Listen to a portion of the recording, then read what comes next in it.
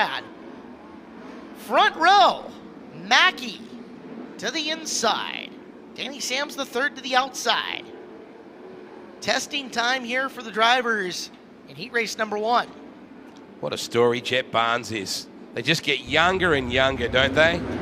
The white stripe off the floor, we are green, and it is Mackey leading them into 1. Colin Mackey's got the drop to the inside. Jake Strasty picking up a position. Strasty working inside. He's by Sams and into second place. Sams back at him on bottom. At number 1, Mackey. Sams and Strasty working up on the inside. This one's not done. Danny Sams gathering some rhythm. Jet Barnes is on the move, trying to come forward. And look at that. Barnes is winning his way into second after lap number 2. Mark's on his way forward as well. Grasty looking pretty solid, but drops back to P5 in that X1, and Marks is on the march. Keep your eye on Danny Sams. It's Pennsylvania v. Florida. Could you get any more geographically opposite when you come to Skagit, Washington than Florida and Pennsylvania? Marks into P3. Goes by Danny Sams, and now here comes the big cat. Yeah, Sams is in trouble here as here comes Brad Sweet looking to advance position. Marks has picked up 2 spots from 5th to 3rd. Sweet looking to advance. He's gone 6th to 4th now. That'll help his score. Sam's just a little crossed up. Grasty's going to get him as well as time getting a little shorter on this heat race. But again, 10-lap heat races here at Skagit Speedway tonight for Dirt Cup Night 1. You can just see Marks working the gutter right now in that 19. Barnes, the teenager, not even old enough to drive a car to school at this point, now steps it up on the cushion, cannot run down Mackey. Mackey looks very smooth indeed. They put the big motor back in the 11 dB this week for Colin, and it is showing here in this heat race. He's found room to run up around the top of the racetrack here at Skagit Speedway. Barnes, Marks, not Myers, my bad. Then Sweet and Grasty are your top 5.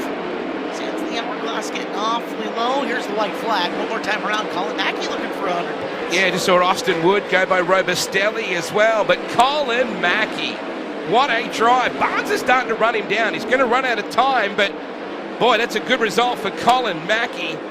How about Jet Barnes? That's just crazy. The kid's incredible. Isn't it just seems like we consistently churn them out, though. Yep. Brent Marks was 3rd. Brad Sweet got to P4. Top 4 really doing well by themselves. Mackey, you start on the pole of a heat race, you got to win it. Moving up ends up being 2 spots from Barnes, 4 to 2. Marks goes 5 to 3. Sweet goes 6 to 4. He'll be good. He'll be good one day, mate. You think if he sticks at it, you think he'll be any good at this? Might be okay. Colin Mackey pulling down front to the racetrack. First full. Whatever was wrong on Starks was mechanical, was not safety, and that cost him his starting spot. No. And again, there are no passing points. It's just finishing points.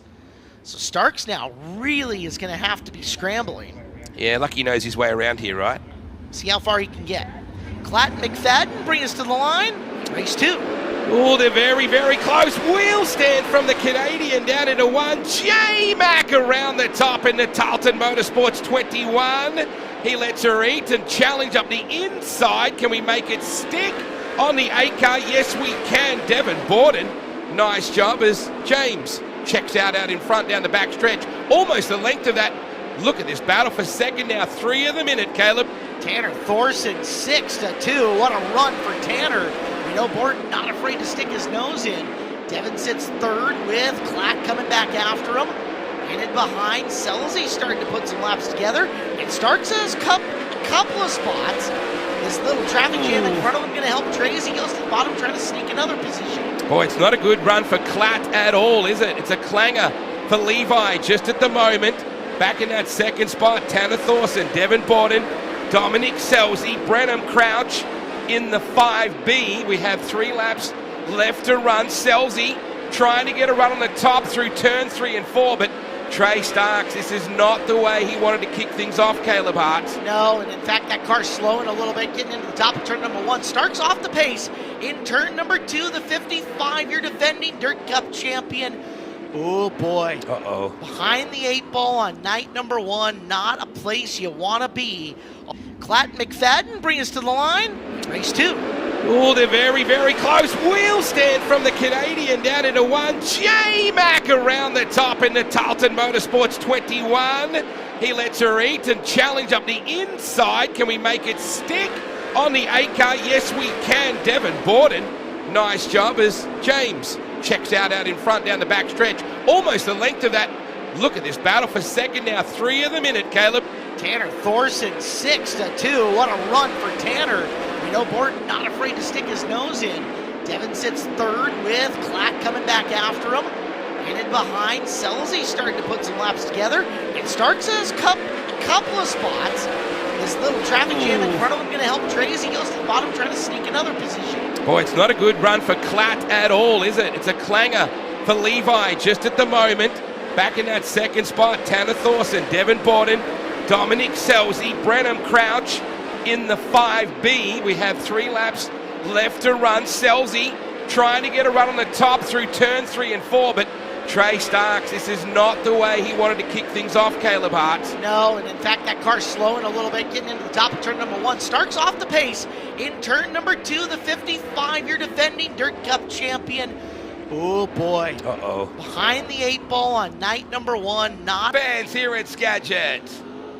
He loves that too when you boo. He just makes him go. All the lineups trickle down. 2 by 2, they will make their way. And off the 4th corner, our 3rd heat race. Let's start for Youngquist. Yeah, JY straight to the top, though Neto came after him. We work the shadows down the back stretch. Keep your eye on Rico Abreu. Drops to the bottom, moves up to 3rd if he can make that stick down into 1. Look at the sneaky veteran, Sean Becker, coming with him. Becker, fresh off 4th place Monday night at Grays Harbor Raceway. He's gone 7-4 in this heat race. That's a way to recover some points. And gaining on Abreu into the bottom of turn number 1 is Becker. I was talking to the Shark in the pits earlier on, Caleb. I said, you never seem like you're that excited. He said, my mum calls me a flatliner. Said, I never really get too wound up. And he's running the bottom in that Shark number 7. I really like his new merch. It looks cool.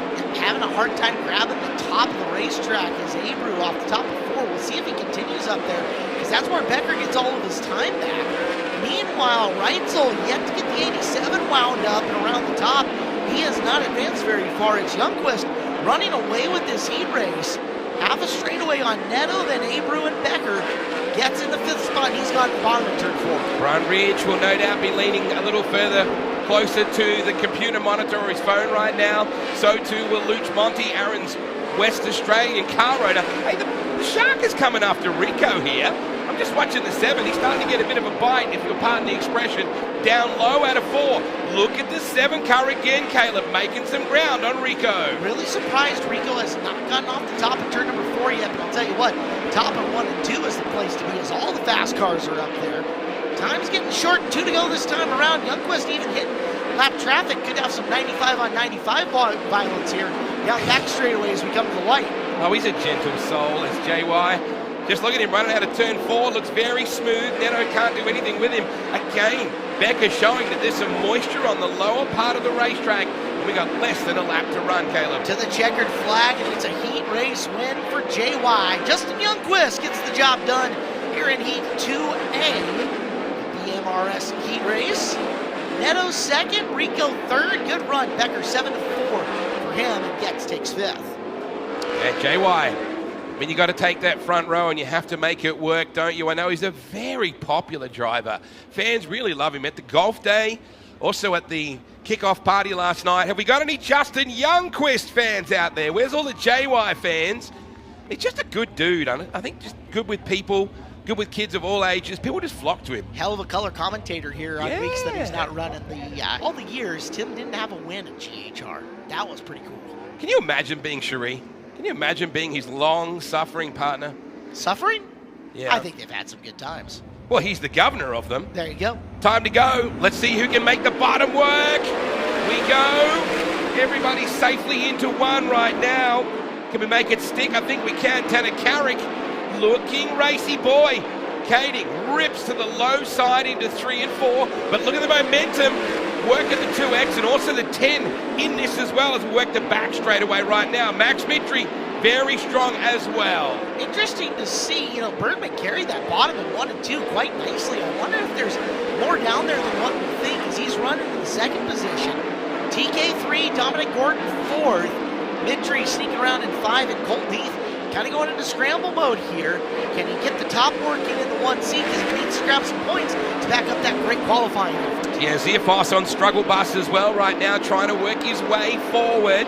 Mostly everybody upstairs in the top 3, but down low, locking it down, trying to make it work is Dominic Gordon. You only get a lap or 2 to work out if it's working. If you stay down there too long in 10 laps, it's OVER. Showing you once again, it is Heath looking low, coming through that turn, and he's gained on Mitri a little bit. Mitri gets away, coming off of 4 that time. And Gordon's got that top wing tugged back as well, just trying to get some bite over the rear of the car, and the low side in that silver car starting to work now. I think there's some moisture down in that gutter. Well, take a look at it, right? The top in 3 and 4, nice and cleaned off. The bottom starting to that middle, very, very dirty comparatively. Kicking up a lot from the bottom into the middle in that set of corners. Gordon has reeled in, Kading to within about 3 car lengths, and Dominic gonna go downstairs, gets a good run on him. Has a few laps to try to make it happen, but not too long. Well, we saw the Shark doing the same thing with Rico earlier on. There's definitely some H2O down on that lower side is making it stick, and now Mitri closing in as well in the 2 car. So suddenly, with 1 to go, in fact less than that, this is a good run from Gordon, trying to run the bottom side. Did he make it stick? Kading, trying to do the same, will just come home in that 3rd spot. Nice job all the way for Tanner Carrick. Seth Bergman, 0.9 of a second. Behind him in 2nd, Tim Kading 3rd, Dominic Gordon 4th, Max Mitri 5th, Colton Heath, Brock Ziafos, and Robbie Price. Please put your hands together, folks, for Tanner Carrick. He gets the job done in the 83T. I think we got multiple.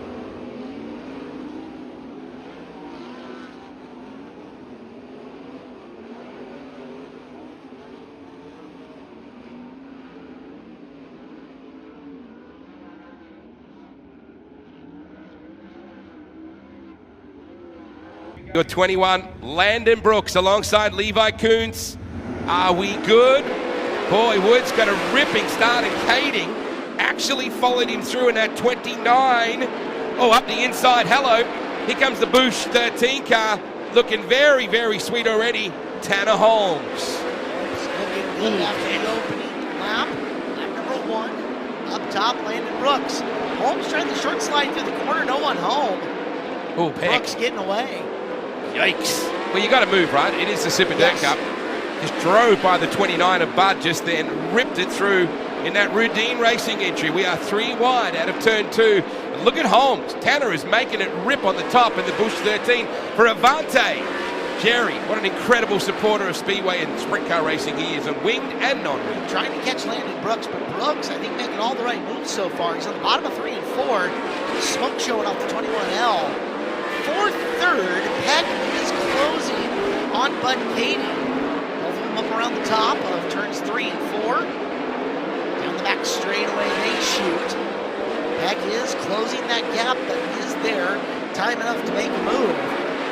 Justin Sanders was the quick qualifier out of this group, is still mired at 6. So Sanders not getting a big heat race score here. Unlucky not to get a main event win during the week as well, with TK kind of pickpocketing that in the last lap or so. It's good to see everybody switching it up. You have a look at the 21 car of Landon Brooks. He has not got off the bottom, but now you're watching Peck in the Skagit Speedway, Rudine Racing 26, starting to make some ground on Bud. Peck sliding down to the bottom of the racetrack in 1 and 2, no one home. Let's see if he can make some of that ground back up in 3 and 4. Should have a white flag due, as it has been all Landon Brooks in front of this. Brooks to the white, long way back to Holmes, and I believe Kading's got just enough gap to be safe here unless Peck pulls the rabbit out of his hat. Sanders trying to come back at Kuntz in this last lap right there. How about the 21? Just belted them. Landon proving that lower side of the racetrack has definitely got some value. Sanders gets Kuntz at the very last lap. That's an important position for him, 3 extra points. And it's all about the points. When you qualify, when you're running the heat race. Brooks, your winner. Please put your hands together for Landon Brooks. He gets the win from Tanner Holmes. Bud Kading gets third. Justin Peck moves up to fourth. Sanders goes to P5. Coons drops back to sixth. Tanner Holm, seventh. Colton. Corey Elias and Jake Andriotti up on the front row of this. Levi Hilliard, Darren Pittman, Shane Golovic, Cy Lynch, Colby Copeland, and Bill Rude. 8 cars, 10 laps, final heat race of preliminary night number 1 here of Dirt Cup. Through the corners they go. We're green. Elias into the jump. I watched his qualifying lap. I really didn't feel like he had the car the way he wanted it earlier on.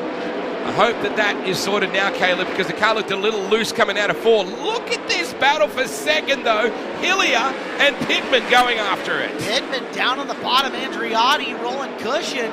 Pittman slides through, gets to the cushion, down the back straightaway. Andriotti trying to get some momentum built back up, but it's Pittman 2. Now Hillier for 3. That's going to make the slide past Andriotti for that spot. Yeah, Lynch is coming, and so is Golovic.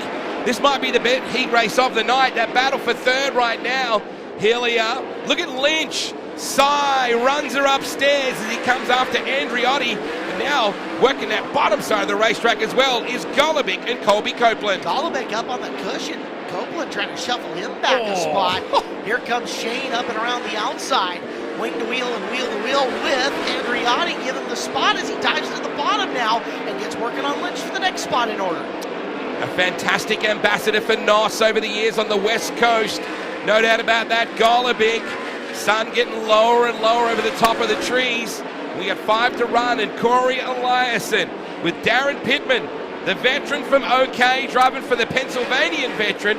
I just wish Davey Brown was here. That would really just chef's kiss. Well, Pittman looking awfully good, though, as he was reeling in on Eliason for a little bit. You can see the different lines coming through 3 and 4. And Hillier is starting to figure it out in third. See if that battle for the front gets any tighter. Meanwhile, Golovic has lost touch with Copeland, who got by him. And now with Andriotti back there, those two a little bit on the struggle bus here in this heat race. Eliason may get a visit here. Pittman will try and drop down to the bottom as they come up on the lap car. And look at Levi Hillier. Of course, the teenager. Look at this. Back through the hey diddle diddle we run. Can Pittman run down your leader? I think he run out of time, but look at Hillier. Levi, that thing is rocking up to P2. Pittman had to check up for Bill Rude to get by him. Hillier had momentum, made the move. And that'll do it. Checkered flag, and Hillier swipes one for the veteran late in second. Corey Eliason, first time the 45's been out all year. Looking to turn their nights around here on night number 1 of the Skagit Casino Resort Dirt Cup.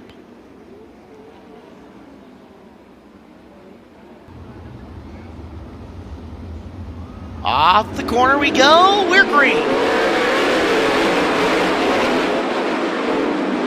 Into turn number 1, big run for Wood up and around the top, but it's Copeland from down low with the early advantage here.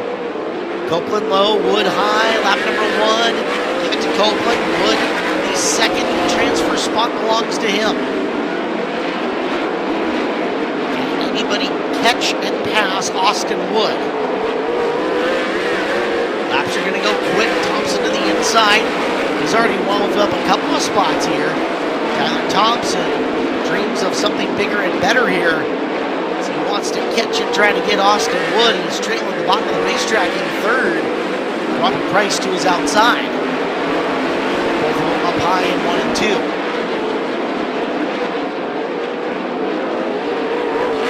Wood up in the marbles at the exit of 4. Thompson, Price, now Eric Caton Steele into the equation. Use the high side of 1 and 2. Trying to dig and keep after it here. Caution on the racetrack, caution out. So halfway home, 5 down, 5 to go. Got a yellow flag, Austin Sauce. He's gonna wait till the very end. Green is out.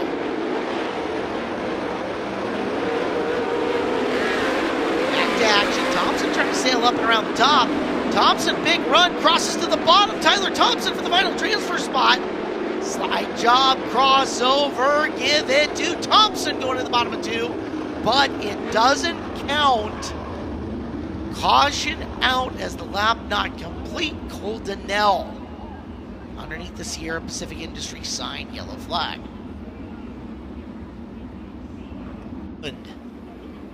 Into the restart zone, fires off about the midway point, we're green. Thompson once again down low. The spot on Wood goes up top, Thompson to the bottom of 1 and 2. Tyler Thompson might have found something down there. Comes off the corner just a couple of car lengths behind. He's down low in 3 and 4 again. Wood up top, Thompson low, Steele, Price, and Zierfoss duking it out behind them. What do you know? Caution flag. Go once again, Copeland. Into the restart zone, fires off about the midway point, we're green. Thompson once again down low. The spot on Wood goes up top, Thompson to the bottom of 1 and 2. Tyler Thompson might have found something down there. Comes off the corner just a couple of car lengths behind. He's down low in 3 and 4 again. Wood up top, Thompson low, Steele, Price, and Zierfoss duking it out behind them. Caden Steele has got the spot for Robbie Price. Zierfoss trying to take it, and what do you know? Caution flag. Debris on the racetrack. As Wade so astutely points out, that's a person, but he's trying to yard debris out of the raceway. So we were bantering. Robbie Price now your 3rd place car. Down to the low side goes Price. Green, Steele, and Zierfoss with him. Back to Green, Steele down low. Looking for 3rd for Price. And he's got it down the back straightaway. Caden Steele, a big move. Copeland, Wood, Steele now on the outside looking in. Got a good lead though. Just enough right now, you think about it. Wood starting to run the top out of turn 4. Oh man, Robbie was awfully close to the wicket coming out of turn 4 just then. Almost kissed the wall, yeah, keeps it going. Left 2 to go this time by. Copeland down low, Wood up high, and nobody close to him, at least at the moment. It's got to have a go, right? Price has got to have a crack. There's just no point running where everybody else is. It's in 3 and 4, though. Everybody stays upstairs. I still like the fact, Caleb, that we've got 2 grooves. The bottom has just been teasing enough, I think, for the A main later on tonight. Robustelli and Cox sliding each other way back in the pack. But this one is done. Finisher off as the win goes to Colby Copeland. Second, Austin Wood. They'll both move forward on tonight's program. Caden Steele, Robbie Price, Brock Zierfoss, Tanner Holm, Kenzer Cox, Camden Robustelli, Bill Rude, Tyler Thompson, and more, all done for the night. You just get an idea of how passionate a family is when you see someone called Kinzer in the field, don't you? Yeah, no kidding. So it's like gold positions that are illuminated that are your transfer spots as we get ready to go. There's not many more scenic back straight shots than that. We're good to go. Time to get after it. We are green. Brooks and Mackey will square off down into 1 and 2. Mackey up in the fluff. Oh, we got a little average coming out of that turn. How Trey didn't get him. That would be indicative of how the night has gone so far. Peck runs down on the lower side of the racetrack. It's Brooks, Grasty, Peck, Mackey, Starks, and Bergman, your top 6. Big momentum for Trey up on the high side. He's looking to get a couple, but then Bergman rallies on the bottom. He'll take the final transfer from Mackey. Just watching Colin go back to the top. He's got Trey right in behind him. Brooks doing a nice job of this. We work our way back down the main straightaway. Grasty looking solid. We're only 3 laps deep in your B main. Oh man, it's not been a good night for the 55 so far, has it? Look out, he is going almost 3 wide off the corner. Tries the middle to get Mackey, slams the door shut to the bottom of 1 and 2. And now it's Bergman and Starks, 2 former Dirt Cup champions, with Dominic Selzy trying to throw his name in the hat as well. Dive bomb down through 3 and 4. Boy, the pressure is on, Selzy, as you called it. really starting to work on the back. Starting to get some really good speed on Mackie as they come out of turn 2. We're on to lap 7 coming up. Trey goes upstairs as he comes after Bergman. Bergman knows defensive driving, knows where to put his race car as he's got the final transfer at the moment in 23 to the inside, trying to take it away. Starks in the 55, little wheel stand off the berm, gathers it back together. They're back after it 1 and 2. Slide job Starks, crossover Bergman, give the spot to Starks. They're going to catch lap traffic here now. Rasty is looking very spicy indeed. We take a look at Starks, making his way forward into the top 4. Peck in third, Rasty and Brooks, and we are now working lap traffic. We're also past halfway, 9 in, 6 to go, Wade. This time is getting short. Grasty with the run on Brooks down the back straightaway. Boy, look how busy this is. Hard to believe that Becker is about to go a lap down after looking pretty racy during the 5 days. Peck trying to squeeze in there as well. There is Grasty. There is Wood in the 21. Look at Grasty go back to the top. Rim riding it out of 4. Brooks kind of lane blocked by Andriotti down on the bottom. He'll swing back to the top of 1 and 2. That's going to give him the free rein to make the pass. Levi Coombs has been running the top sporadically in front of him. Here comes Grasty off the corner. Grasty, a big run on your leader, bringing Peck with him. He's not going to know that they're there. Your race leader, Landon Brooks, will have no idea they're there until now. Oh, Grasty had to burp the throttle, though, middle of the back straightaway. Here comes Peck, and Starks rolling in as well, as we're down to 2 to go here in this B feature. Top 4, lots of pad. Just going to matter how they sort out, Wade. And they're not going to know either, are they, how close the guy is behind. So you've got to run for the lead. You can't just settle in. Peck way upstairs as he comes after Grasty. Stark starting to get some momentum here. We've just got the 1 lap to go. Checker about to come out. Brooks has been solid so far tonight and will take the win. Second will be Grasty. Peck will get third. And the crowd breathes a sigh of relief as Trey Starks makes it in, albeit by his fingernails. Boy. Once he got by Bergman, he put a lot of pad in between them, but you're right. Starks now starts dead last in tonight's A main event. He's going to have to make some serious hay up through this field. But importantly, he's in there at least. Yeah. What am I putting my hand in this bag of? Well, that'll be the 50-50 raffle ticket drawing. Hand it to Hager, and he'll get the bonus money to start tonight from the big boss and more as we are ready to go. Into corner number 3 and out of corner number 4. Night 1 at NARC Cup is green at the line. Van going to pace the field into turn number 1, but DJ Neto goes around the outside. National Sprint Car Hall of Fame crew chief Jimmy Carr has shot DJ Neto to the lead at lap number 1. Neto clears him down the front straightaway, opens up 6 car lengths for third. Pittman on the bottom, Bud Kading up at the top. Watch him race through 1 and 2. Give the advantage to Pittman as he'll take it out of the corner.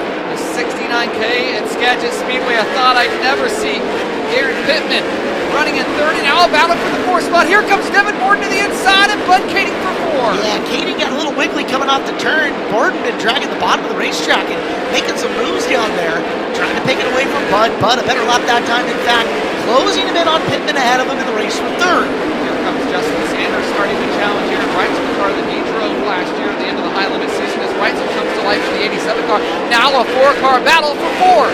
Very few guys drive harder than Aaron Reitzel. Reitzel diving to the bottom on Borden coming through 1 and 2. Gets caught in the middle, and that's going to give Sanders opportunity off the turn. Boy, Justin Sanders been the hottest car in the West Coast this year, now going after the high limit regular. Bump Justin Sanders up a spot, the former NARC Cup champion on the move. The former 6-time NARC winner this year has got the nose on Reitzel. Reitzel returns the favor, coming into the bottom of turn number 3. Retakes the spot with prejudice. Here comes Gordon after him. Dominic Gordon now closing the gap with the 10 car. NARC winner during Speed Week on the way up here, throwing his hat into the ring. Can Gordon work his way past Justin Sanders and Aaron Reitzel as a battle for 4th starting to pick up? We're watching that backwards, but meanwhile your leader is creeping into traffic at the rear of the field. DJ Neto and James McFadden closing on him coming out of 4. Down the front straightaway they go, and into turn number 1. Neto up high, McFadden down low, threatening him. James McFadden pedaling on the bottom. Now Neto goes back down to the bottom. They're both on the bottom with flat traffic right in front of your leader. leader, and lap traffic is split pretty even high-low throughout the field here, Blake. They're rolling in. It's Chance Grasty, the first one that they're going to come across. Neto working down low, but up the top of 1 and 2. Grasty's been right there. Let's see how your race leader attacks him. Man, I watched Jeff Barnes off the turn before last time. Caleb Hart, he was staring right at the moon as the race from the lead picks up. James McFadden on the back bumper. Now to the high side. Can McFadden get the run? Neto has the lead, but here comes McFadden in the 21. Watch for the big move going into the bottom of 1. Here he comes. Slide job through the corner. Comes up short for McFadden. That'll break his momentum for now and allow Pittman to start reeling him in. Top 3 free of traffic. And coming into the back of the field, Neto under assault. And DJ Neto hold off. James McFadden trying to get the victory lane for the first time of the year with NARC. Neto, the former NARC champion, defending NARC champion, struggles, tip tops to the high side, and Neto hanging on to the lead by a car length of the line. Neto's brakes absolutely glowing on the tie rotor in the back of that. And he's going to get up and around Lynch down the back straightaway, as will be 14 down and 16 to go this time by. Neto down low's got a path underneath Grasty and added some distance between him and McFadden. Meanwhile, McFadden hanging on to second as Neto stumbles through live traffic, and here comes McFadden, 5 car lengths out, and behind McFadden, Darren Pittman slowly closing in on the 21 as we're nearly side by side for the lead in turn 4. It's halfway right here, Blake. 15 in, 15 to go. One slowing it off the pace of the infield. He's staying clean and green for now. Into turn number 3.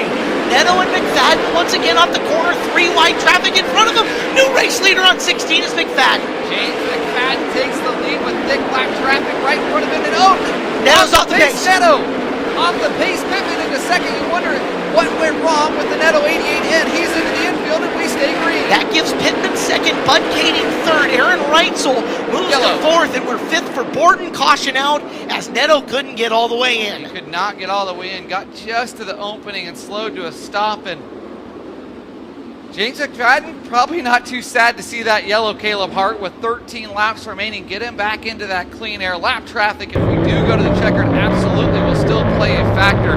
Darren Pittman.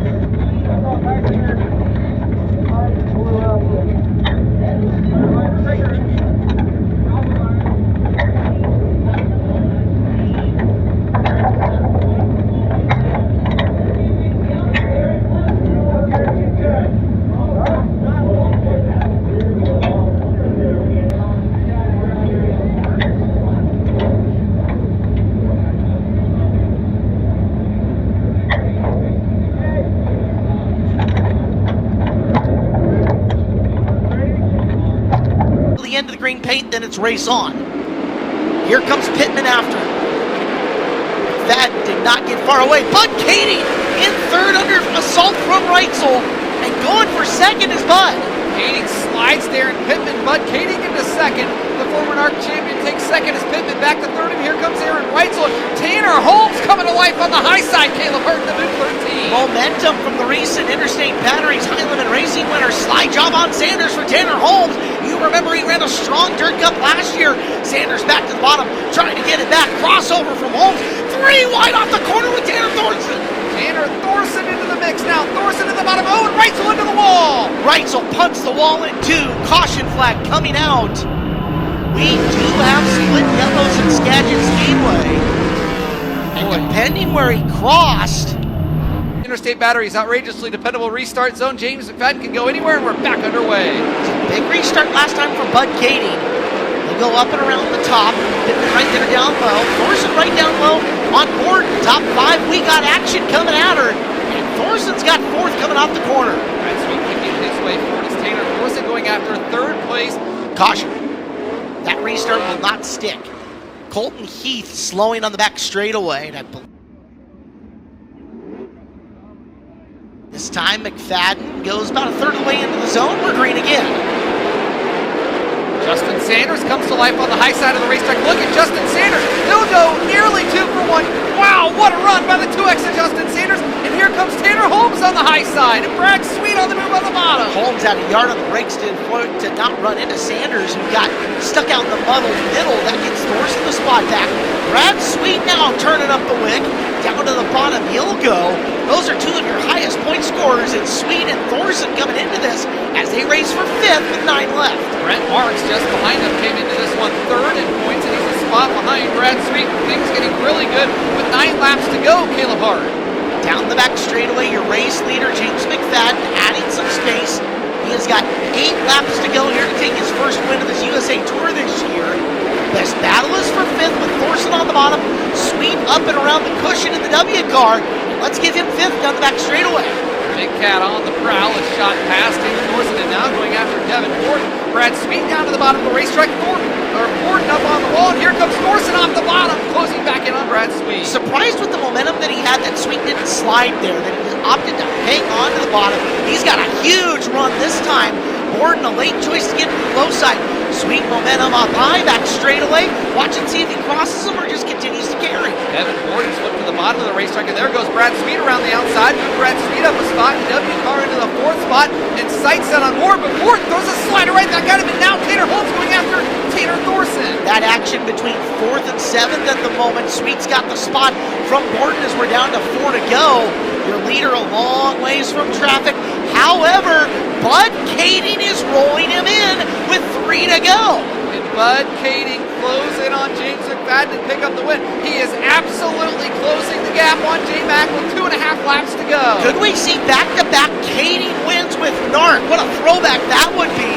McFadden down low, Bud with rhythm up high with 2 laps left around our 3/10 mile oval. I think if J-Mac stays on the bottom in 3 and 4, Kading missed the high side there in 1 and 2 and cost him all sorts of time. He struggles over on the high side of 3 and 4, but the white flag flies, 1 to go. Bad timing for a boo-boo like that from Bud, but still it'll be a good second place run as down the back straightaway for the final time. Preliminary night of Dirt Cup win goes to J-Mac. James McFadden wins on night number 1.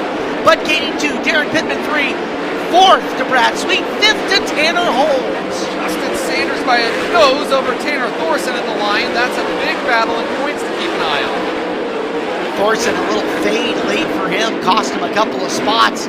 But there is night 1 of Dirt Cup, $6,500 richer for James McFadden and the Tarleton Racing 21. Well, that's 6 different winners in 6 nights with NARC Caleb Hart. That is fun to see. 7 if you go back to the David Tartar Memorial with Chance Crasty.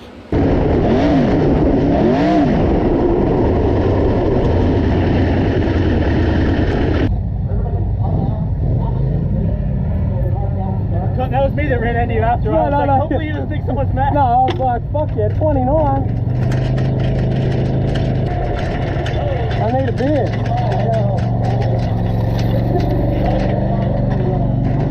I need a beer.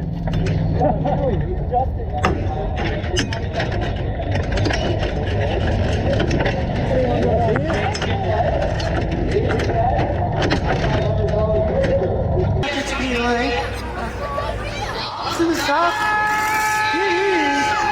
shooting time for sure.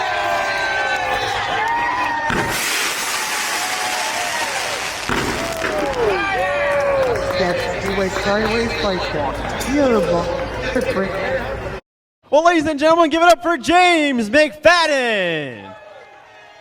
Well, it took a little work to get you a beer, but it took a little work to get to that race lead. You had to work for it until about the halfway point where you were finally able to find a way by. What made it work? Yeah, thanks, Dole, mate. You need to come down and grab a shirt later. Thanks for the beer. Yeah, DJ was setting a really good pace and got to traffic and he started looking around and, we were decent on the bottom. So, yeah, we were able to sneak by him there and, man, this place changes so much, you don't know where to be. So, just hats off. It's not ideal to be at the front of that race, but, we capitalised on it. So credit to my guys. Thanks to Tommy Tarleton and his family. Sorry, I got a sore rib, mate. It's killing me.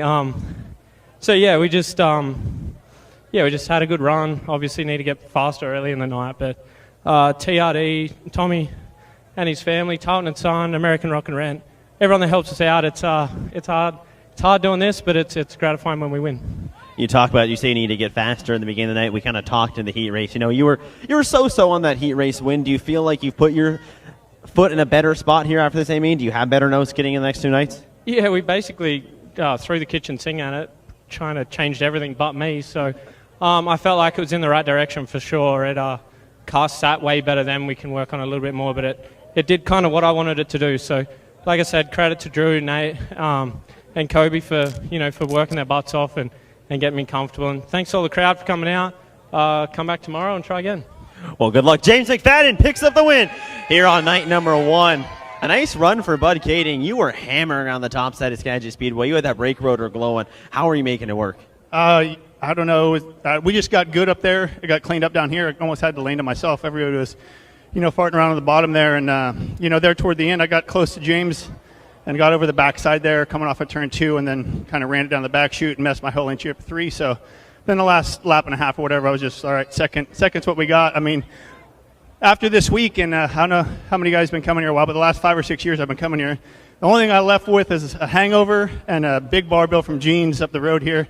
I want to shout out to my boy Austin over there. Hopefully he's got a few cold Coors Lights for their boys tonight. But Kevin and Monica, John, everybody, they've done a hell of a job with this place. I remember, I think the first year I came here was 88, and sitting on the hill and just seeing what the place has turned into now and what the event's building back into is great to see. I was really fearful of all these heavy hitters coming out here, but because we've been leaving early the last couple of years, so everyone raised the bar. My guys have been doing a hell of a job.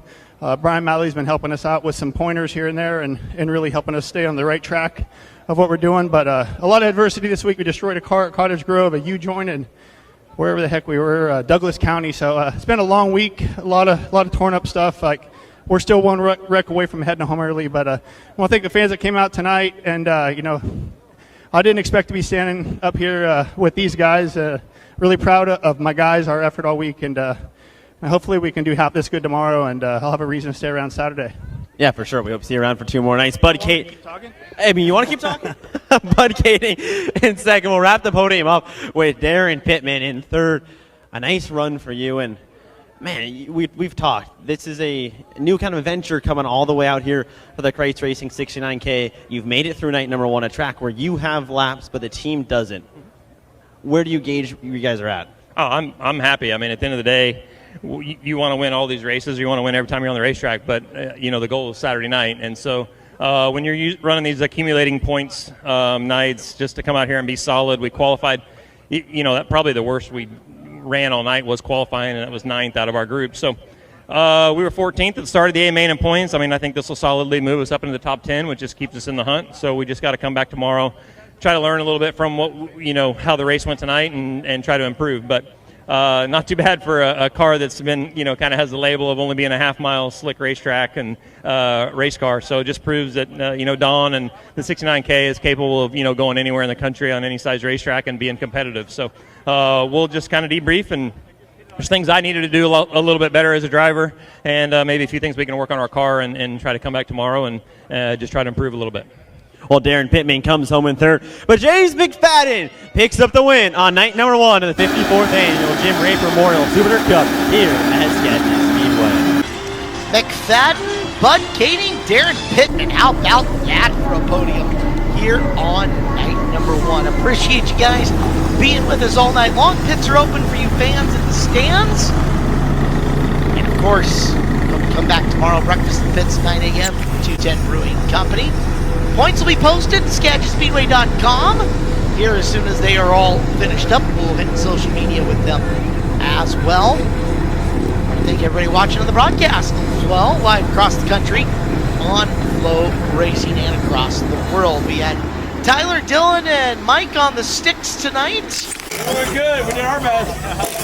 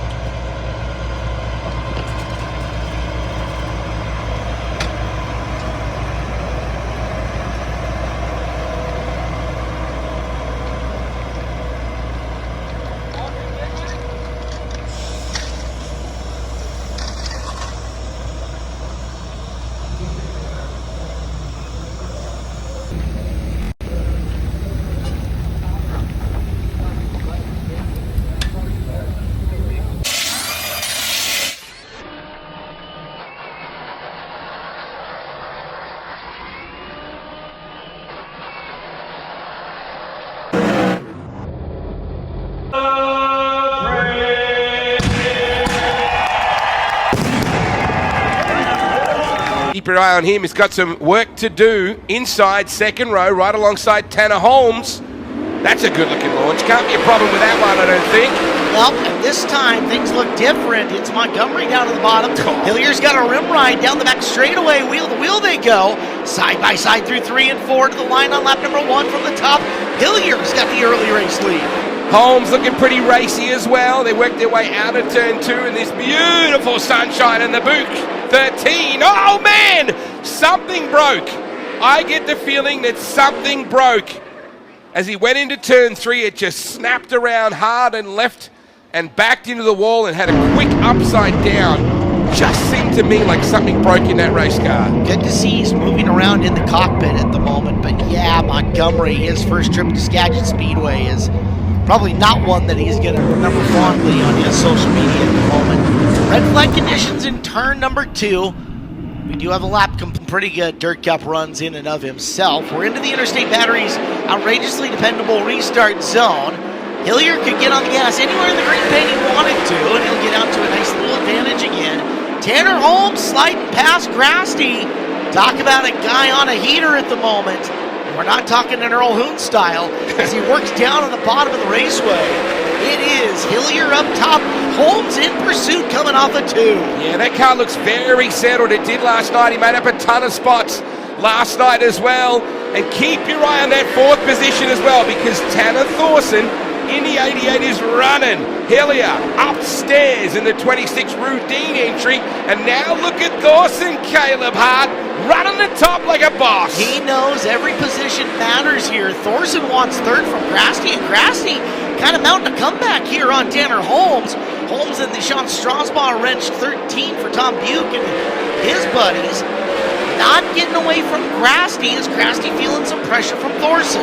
This is a good race in that battle for second. Thorson's going to come back and put a slider in.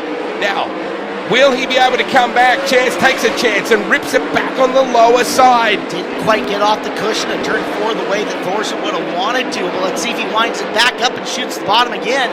No, it'll be Grasty shooting the bottom, slides himself through the turn. And here comes Thorson looking low. Almost contact, but give the spot to Tanner. Got a little nasty with Grasty on that one into turn 1. Still there's a bit of moisture down in the gutter.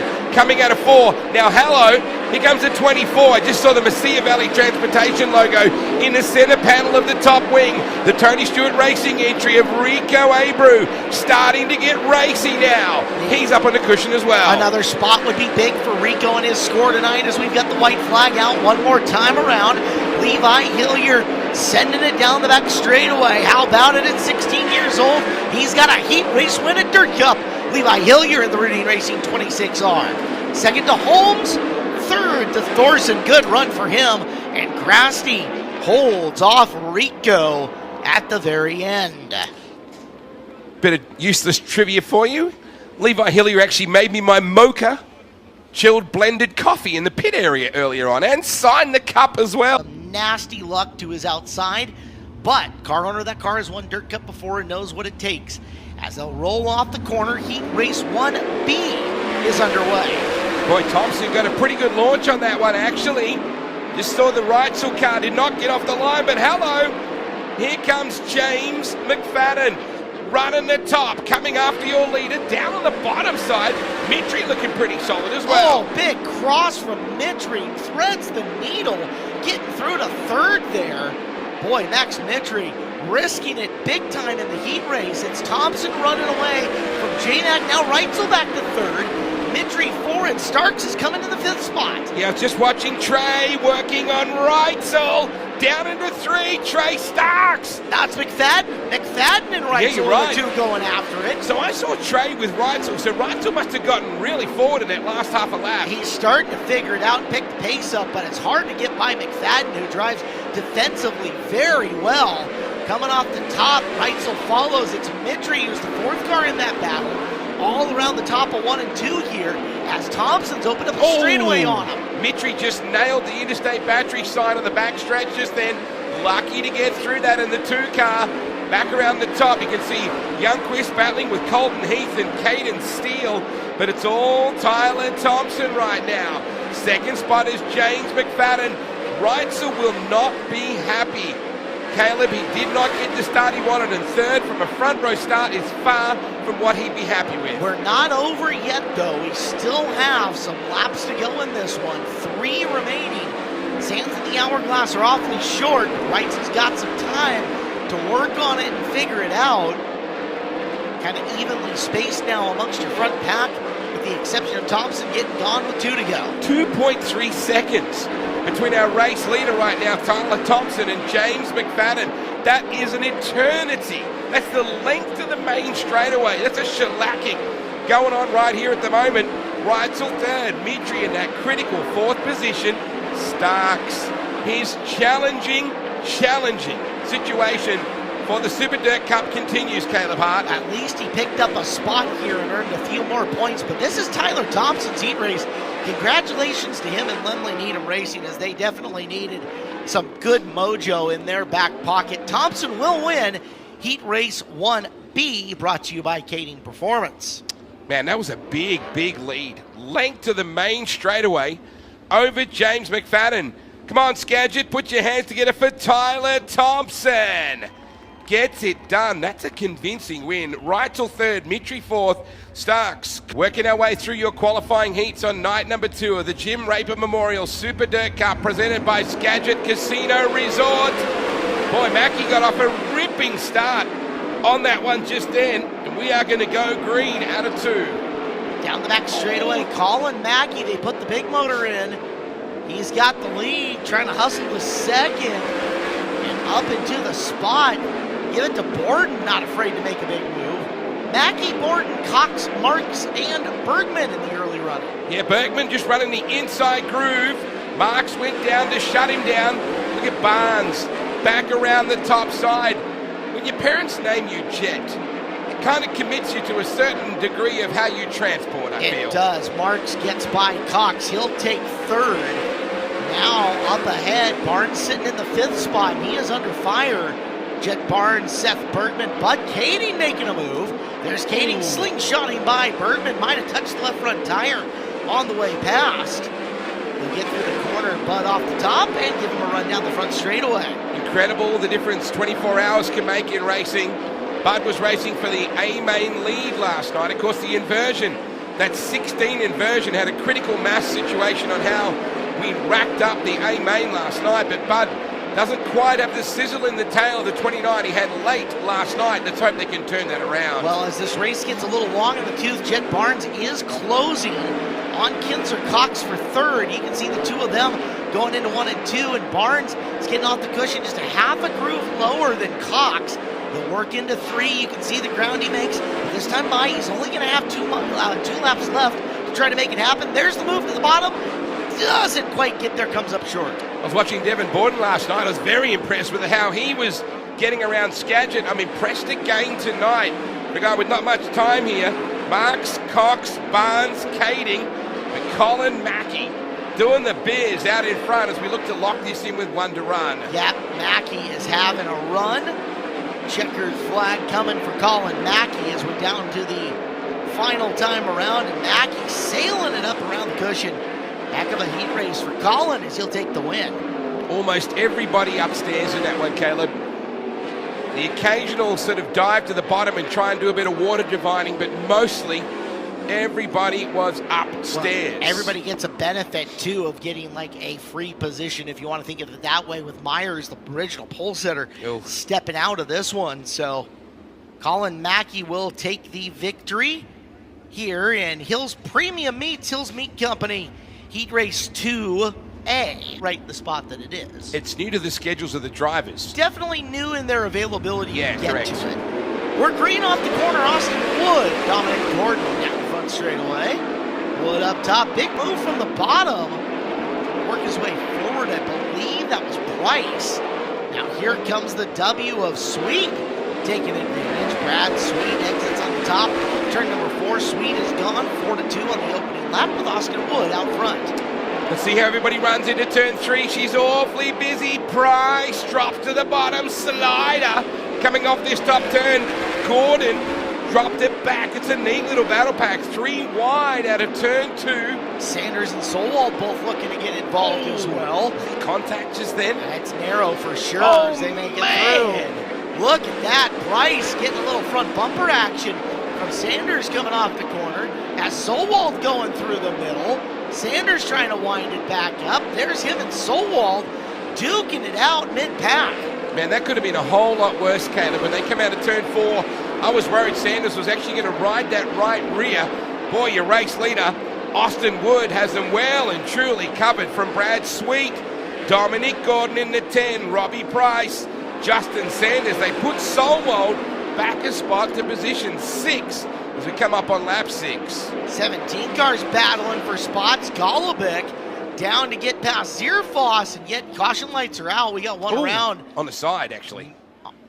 Middle of turn number 2. Nobody that puts their feet on dirt anywhere at the facility, and I know that Royal is tuned in today. Good to see you, Royal. Trouble in turn 3. It got awfully intimate out of turn 4. Bid for the lead by Brad Sweet is turned away by Stone for the time being. Gordon sticking his nose right in there trying to follow, but it is Stone getting out and up front. Gordon might have slapped the wall, and here comes Robbie Price. Price looking for third on Gordon. Can't quite get there, but he's going to go for a bid down low in 3 and 4. Gordon off the top is going to hold it. Sanders 5, Zierfoss now 6 as laps running out, 2 to go. Austin Wood did a heck of a job to deny Brad Sweet. Everybody upstairs except for a minor flirtation with the lower group, but nobody's really close enough to throw a slider. Austin Wood, hello, how good is that? He's going to drive away from Brad Sweet as the checkers come out. Sweet will pick up a solid second place, however. Dominic Gordon will get third. Robbie Price for fourth. Justin Sanders, Brock Zierfoss in that snow racing entry. Shane Golubic, Jason Solwald, and unfortunately problems for Austin Sauce. Please put your hands together, folks, for Austin Wood. That's a heck of a drive to hold out the big cat. You'll be happy with that. Should be thrilled for Austin Wood in the 2A. Landon Brooks lining up alongside Dominic Scelzi. I would like to be on a long road trip with Tim Kading and Dominic Scelzi in a small road car. Nice launch for Brooks. That should be just about enough to get that done. Are they going to be able to drag him back in out of 2? No, they are not. We pack up into 3. Very busy in that battle for third place. And scooting up the inside and looking pretty handy out. That is Brennan Crouch as well. There was almost contact between Robustelli and Scelzi. Scelzi got away from it, got to the cushion and drove by, but now he's got to run down Brooks if he can. Third, Robustelli. Fourth, Crouch now, as they've switched positions. Tanner Holm down at the bottom of the 66 looking to grab some room, but right now out front, Brooks and Scelzi 1 and 2, and they are unencumbered up there. Yeah, Tanner Holm is the only one that's prepared to take that chance, and he's really got to, because there's nothing else to work with that's any different to what the guys are doing out in front, and we are right up on the wall.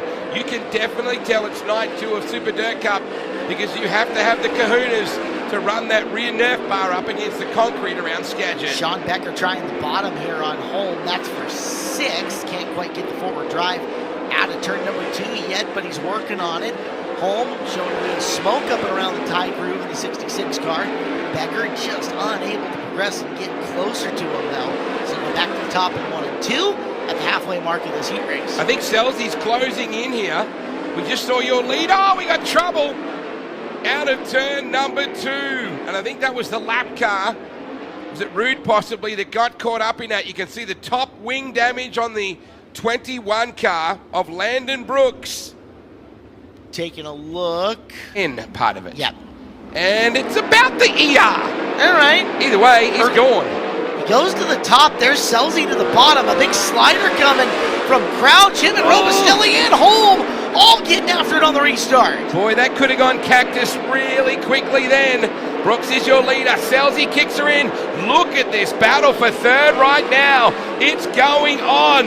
Robustelli running in the middle of all that as well. That's a neat little battle we got going on. Brennan Crouch, Tanner Holm, and Robustelli in that top 5. We're down to 2 laps to go as they cross the stripe this time.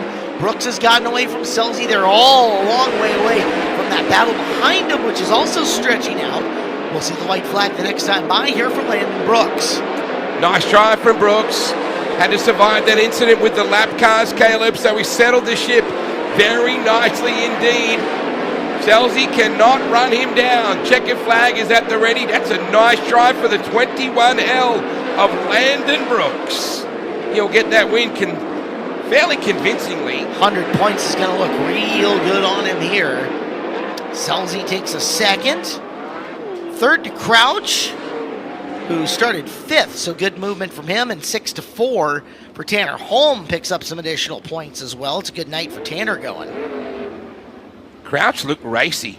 Got up to P3 in the 5B. But Brooks, I wouldn't think that Justin Peck desperately wants to get a win for the boss in the Rudine 26, but Neto is racy. Nice launch from Peck. Danny Sams the third too, got off that line nicely off the bottom.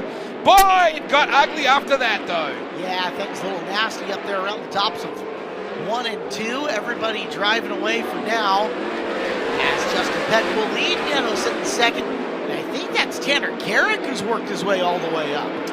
How about the names? Lynch, Pittman, Peck, Kading, Levi Klatt. This time last year he was on top of the world. He'd won last night. If you go back a year ago, things have been very different for the likeable Canadian. Boy, Peck has just got this thing by the scruff of the neck, running it from Neto in that second spot.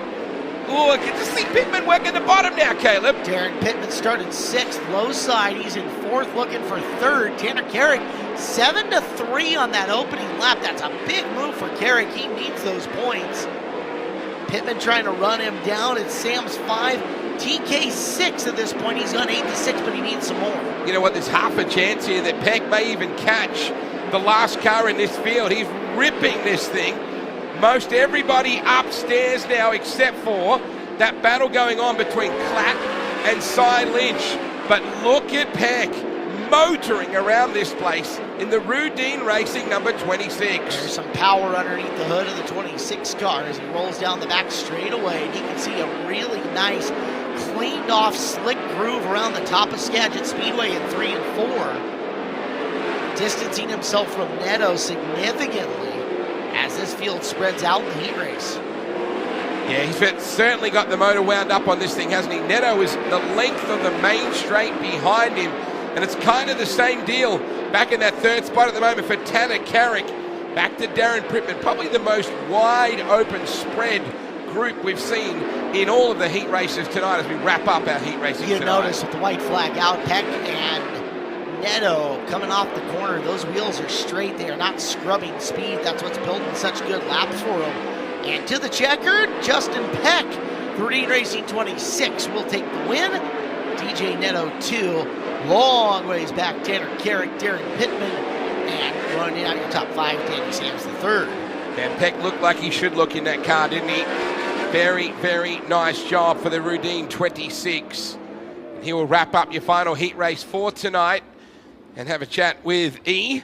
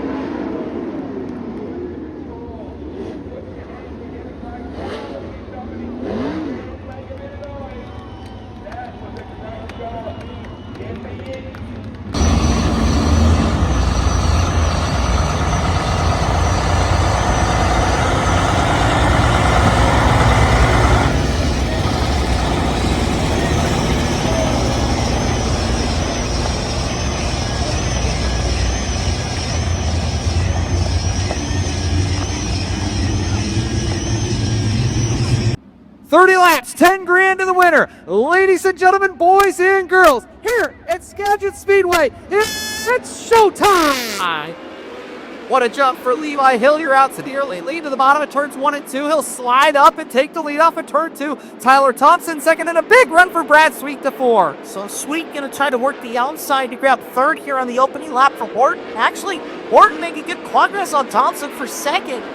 Round 1, lap 1, Hillier leads. 3 wide for second off of 2. Keep in mind the invert 16 in this main event, so we're going to watch some passing through the field as we're 3 wide once more. Brad Sweet trying to pick off a pair of cars in the Kozlowski and W car, and we are yellow. The 40 of Kinzer Cox and the 69K of Darren Pittman, last night's third place finisher, around in turn number 3. It's still seeing the criteria. Now he attacks it. Thompson and Sweet going to be right there after him. We're green.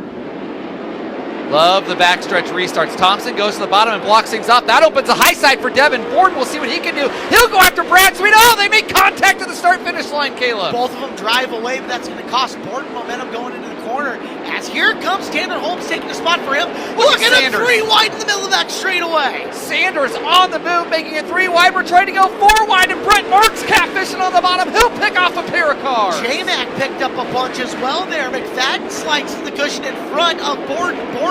Looking to cross him over and come back after him down to the bottom. Borden throwing caution to the wind, but it's McFadden getting up and away as he moves forward to 5th. Sanders into the wall, lost about 8 spots there as Levi Hillier works off on turn number 4. He can start to see the back of the pack with 25 laps to go. Boy, Blake, does this not look like a paint-by-numbers replay of how Levi won his first 410 race here at Skagit Speedway, albeit with better traffic in front of him, ripping around the high side, no need to break momentum, as he has a straightaway on Thompson as he come into slower cars. So Levi picked up his first career 410 win about a month ago. It was a perfect night. He led every lap, quick time, led every lap in the 360 and the 410. Now into lap traffic. Max Mitchell, the first car on his nose as he works through turns 1 and 2. Catching up to his teammate, Justin Peck, and Peck knows he's got to get on the hammer to start getting through these cars. Levi Hillier, top shelf to get around more, as now he works on his teammate, splits the difference for a slider in front of Peck, and he nails it. Wow. Levi up and over the cushion, nearly into the wall, and now he's got a couple of lap cars between himself and second place running Tyler Thompson as we click off another one. Hillier moving, Tanner Holmes starting to pick up spots, and Brent Marks fishing around the bottom, going after James McFadden in 1 and 2. Now goes to the high side. That's a race for 5th. What a good battle all throughout this field. No matter where you look, you're going to find something to occupy your eyes.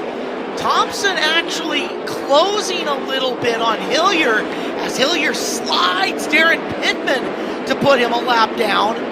Top still very good for Levi. He's coming up on Reitzel and Grasty now. 11 in the books and 19 to go, and Levi's starting to really make some moves in that 26 car, pulling away, but boy, thick lap traffic in front of him, and we got a yellow. Jason Solwald off the pace, Caleb Hart. Contact made with Colton Heath the last time by for Solwald, right in the mix amongst your leaders.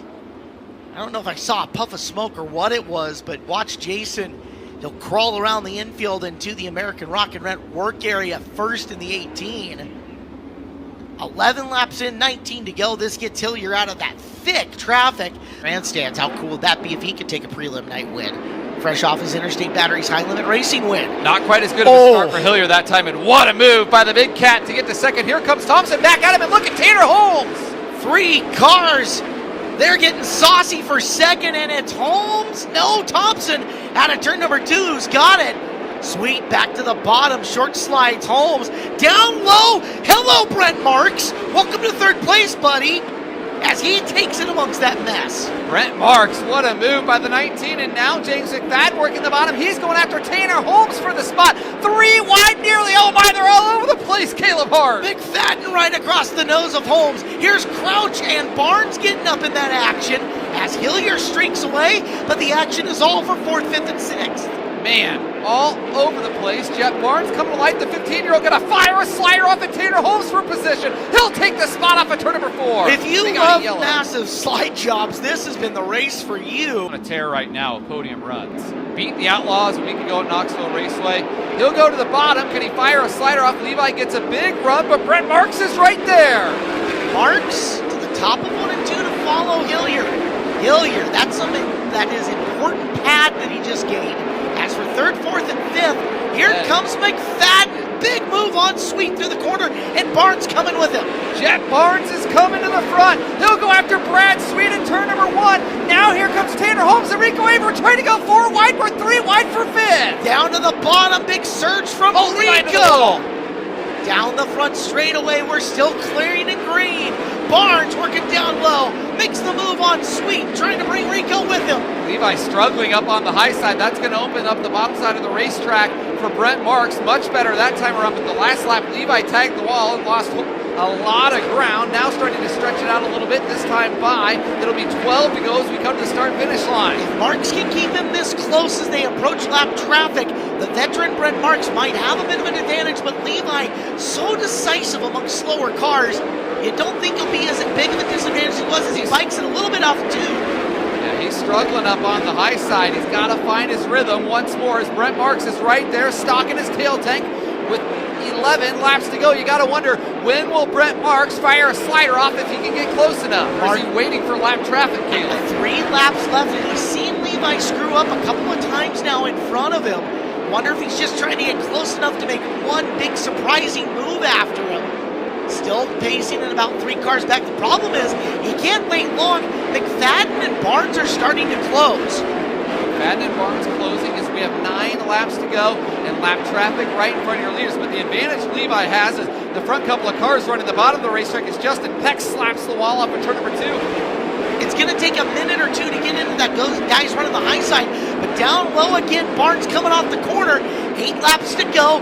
The battle for the lead now moves in through slower cars off of turn 2. Levi's got to get into lap traffic there to help him to protect himself a little bit from the slide job. One in the wall. Aaron around it. Tanner Holm. It was Reitzel into the wall, turned him around, and Holm got a piece of it in the 66. That brings out a red. Reitzel was running yellow. 14th. The exit off the top of 4, I think, is a little tricky, Blake. It's gotten to that point where you're getting some tire spin off of there. I think that's what bit Reitzel coming through. And it sounds like we're going to get an opportunity for these crew chiefs to show their mettle. As with this, we may get an podium night finisher as well. As we are ready to go. Not the restart Levi was looking for there. Brent Marks right there. Can Marks throw the slider here?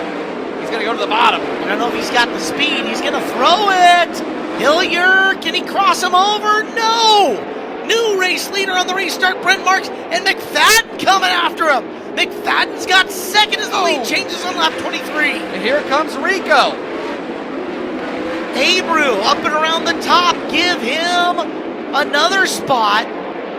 Abreu to 4th, looking for 3rd. Slide job, got it. Man, Levi's trying to bounce off the cushion and hang on. Here comes Tanner Holmes now. He'll fire a slider into turn number 1. He'll go after Hilliard for 3rd. No, he can't make it work. And now Chance Grasty on the bottom making moves. Oh, Chance Grasty from 10th looking to work up his way to the top 5 here as we're down to 5 to go. Holmes sliding forward. Abreu there. Barnes up and around the top. And Catfish in the bottom, Chance Grasty in X1. Aaron Reitzel has fought his way back to 12th and nearing a top 10 run in the 87. Wow, Reitzel absolutely moving back in the field as well. Driving hard, picking off Crouch and Borden there. So we're down to 4 to go. And Blake, Brent Marks is gone. He is. The Myerstown missile has launched. Top 5 starting to spread out. Abreu trying to build some advantage here over Grasty. Barnes not letting him go easy though, as we're down to 2 left for Brent Marks. Tanner Holmes trying to close in on Levi Hilliard for the final podium spot in that Pella Windows number 13 car, the Tom Buch owned entry. Starting to tighten his grip. Does he have enough sand left in the hourglass? Well, that's only 3/10 of a mile left to go, and we're going to get a stoppage. Jet Barnes upside down, and it looks like Rico It is. Rico. And Jet Barnes Wow. battling for 5th, upside down. I'm not sure what happened, but zone. Buckle up, race fans. 2 laps for 10 grand. McFadden starting on the rear bumper of Marks. Well, Hillier going to the top, looking for something. Hillier trying to get second, but he might have slapped the wall just a hair. McFadden slides himself in 1 and 2. What a run by Hillier, Levi. big momentum, but couldn't get there. White flag, one more time to go. Gonna slide himself as Brad Sweet now comes to the back bumper, and here comes Chance Grasty on the bottom. Chance making moves. Dominic Selzy on the move as well. Sweet took 2 spots on the restart to get back to 4th, but out of the 4th corner, Jim Raper Memorial Dirt Cup prelim win, Brent Marks. 2nd to McFadden, 3rd to Hillier. Sweet recovering those 2 spots to 4th, and Tanner Holmes to 5th. What a race. And Aaron Reitzel 11th. Way to go, Aaron. I guess he's gonna be busy. There's Brent out of the car. White Bailey. Race Sands, he's going up top. Make some noise for Brent Marks. Skagit Speedway, the Myerstown missile shot out of a rocket tonight.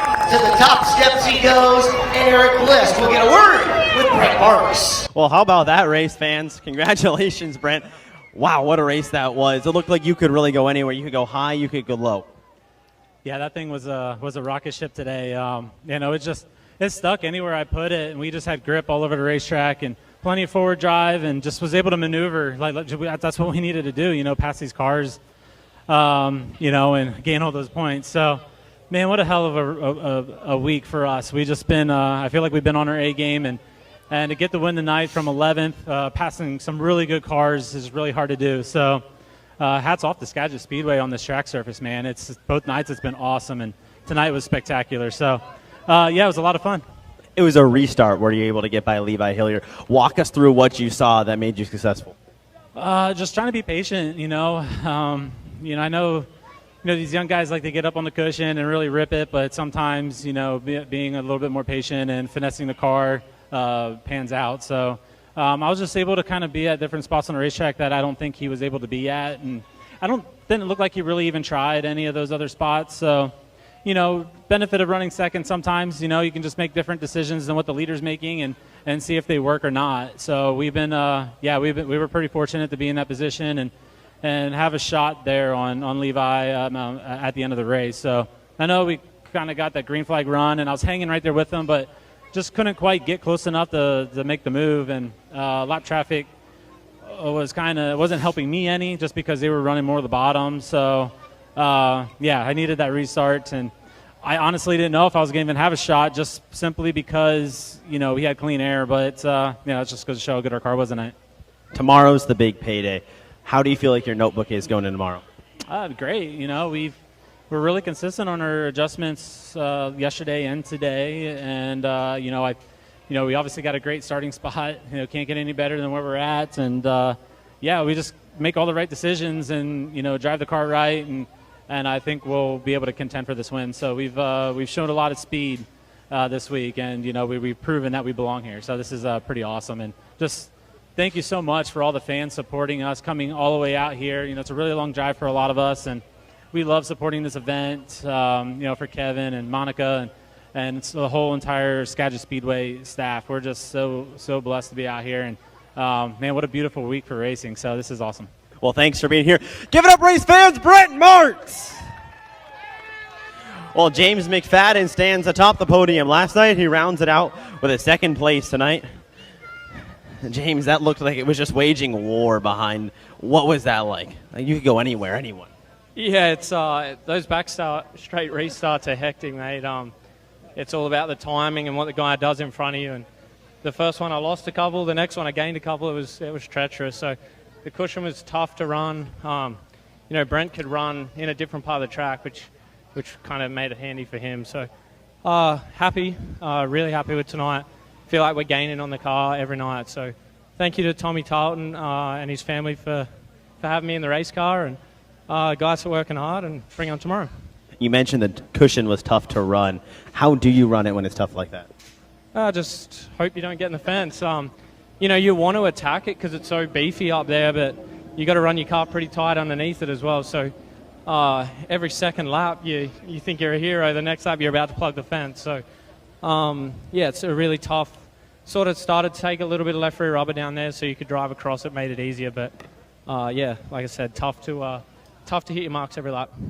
Well, James McFadden comes home in second. We'll round the podium off with Levi Hillier in third. And what a run that was there, Levi. You were leading. I mean, you guys have to make a ladder change there at the open red. It feel like a lot going on late for you in that race. Yeah, for sure. I mean, man, it's tough running third to these guys. But, yeah, you know, you replay that race a million times in your head, and every time you do something different. So just made mistakes in tough positions, and it cost me tonight. But all in all, a good night racing with, you know, I consider two of the best guys in the country, and just, man, fun race. Really good Skagit Speedway. You know, I've never ran a curb like that here in my whole life. Obviously, I haven't been racing here that long. But, man, it was just a lot of fun. Just got to say thanks to this team. You know, we haven't been qualifying where we need to, but just going to work after that. And car was really good there considering, you know, having the ladder knocked out, then having the ladder back in it. And, man, just wish we could have stayed green there. Just felt like I was able to get through traffic good the first time, and felt like I would have been able to do all right the second time, at least to keep, you know, Brent behind me. But just all in all, a good night. Got to thank, you know, Kevin and Monica. They gave me this opportunity to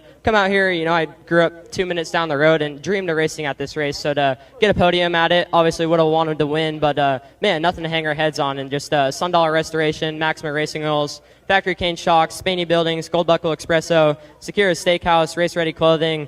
You know, my family, Tyler, Justin, DJ. My dad, just all working so hard and just able to put this car up on the podium. So just, you know, hopefully we're decent in points for tomorrow and able to make the main. Well, Levi Hillier in third. But give it up one more time. Brent Marks picks up the win on night number 2 of the Skagit Casino Resort presents the 54th annual Jim Raper Memorial Super Cup here at Skagit Speedway. Thank you, Eric. Full field rundown. 24th on the night, Kenzer Cox. 23rd, Max Mitri.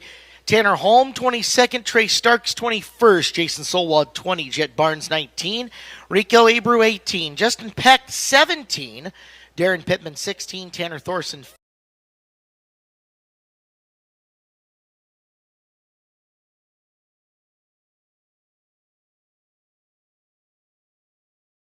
30 laps, 10 grand to the winner. Ladies and gentlemen, boys and girls, here at Skagit Speedway, it's showtime. Here's Nathan Carey, almost glory now.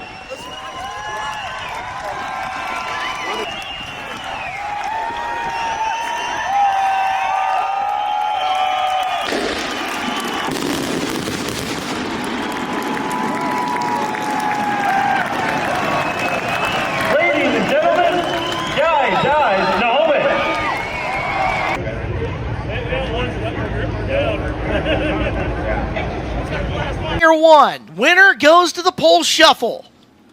Thorson and Abreu loaded first qualifier. We're underway for 8 laps. Great start by Tanner Thorson. He really executed that phenomenally to get a good jump in front of Rico right there. That's what he needed to do. We've seen a lot of drivers start from the inside and not be able to carry that low groove through 1 and 2. Thorson did so. Thorson leads, Abreu 2, Starks 3, and right now, hello, Tanner Carrick making his way to 4th. That's a way to get your race week back on track. Final transfer spot for him right now. We get one around in the corner. It's Solwald on the 18. Caution lights on. I knew Tanner Carrick was definitely going to be one to watch. Just he's a guy that can make the most of restart opportunities. He's really hard to start a race next to, and he's also really good if you put him in the back pocket. He will make moves, not fake moves. Well, now he's got a chance to restart.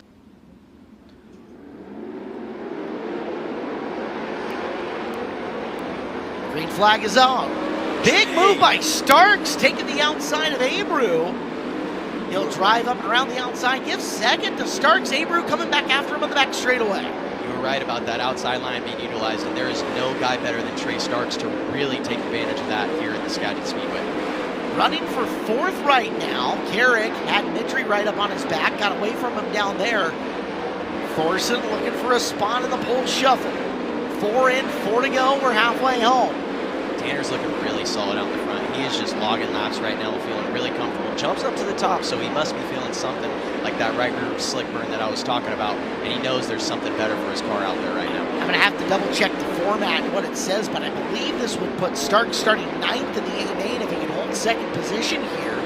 Would file Rico into 13th and Carrick to 17th as Mitri and Crouch battling, but unfortunately for them, that's just for positioning in the B main here. Yeah, but those positions in the B main, Caleb, those matter a lot. These B mains at Skagit Speedway are tough at the Dirt Cup. Every row you can get, that's just one less car that you have to pass in the B main. Checkered flag in the air. Here we go. Pole shuffle. Tanner Thorson. Starks 2, Abreu 3, Carrick 4. That's a $5,000 two-start position in tonight's A feature that all 4 of those drivers just earned. Yeah, +3 for Tanner Carrick. That was quite the heat race showing, and as Tanner started to move around there late in that heat race, I'm really looking forward to what's going to be coming with these next upcoming heat races. We also know how good he is at pole shuffles because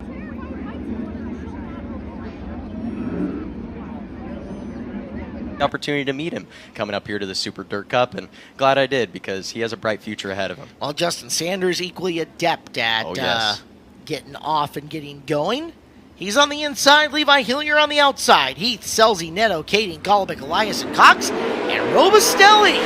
There it is. Pocket picked into turn number 1. I could feel that one coming from a mile away, and Levi needed to do that in order to just secure. But look, here comes Dominic Selzy, my t-shirt partner. That's close. Almost into him into the corner. Dominic needed that. He needs to get into this A main. He does not want to have to run a B feature. Sitting 3rd and solid at the moment. 4th place in the running order.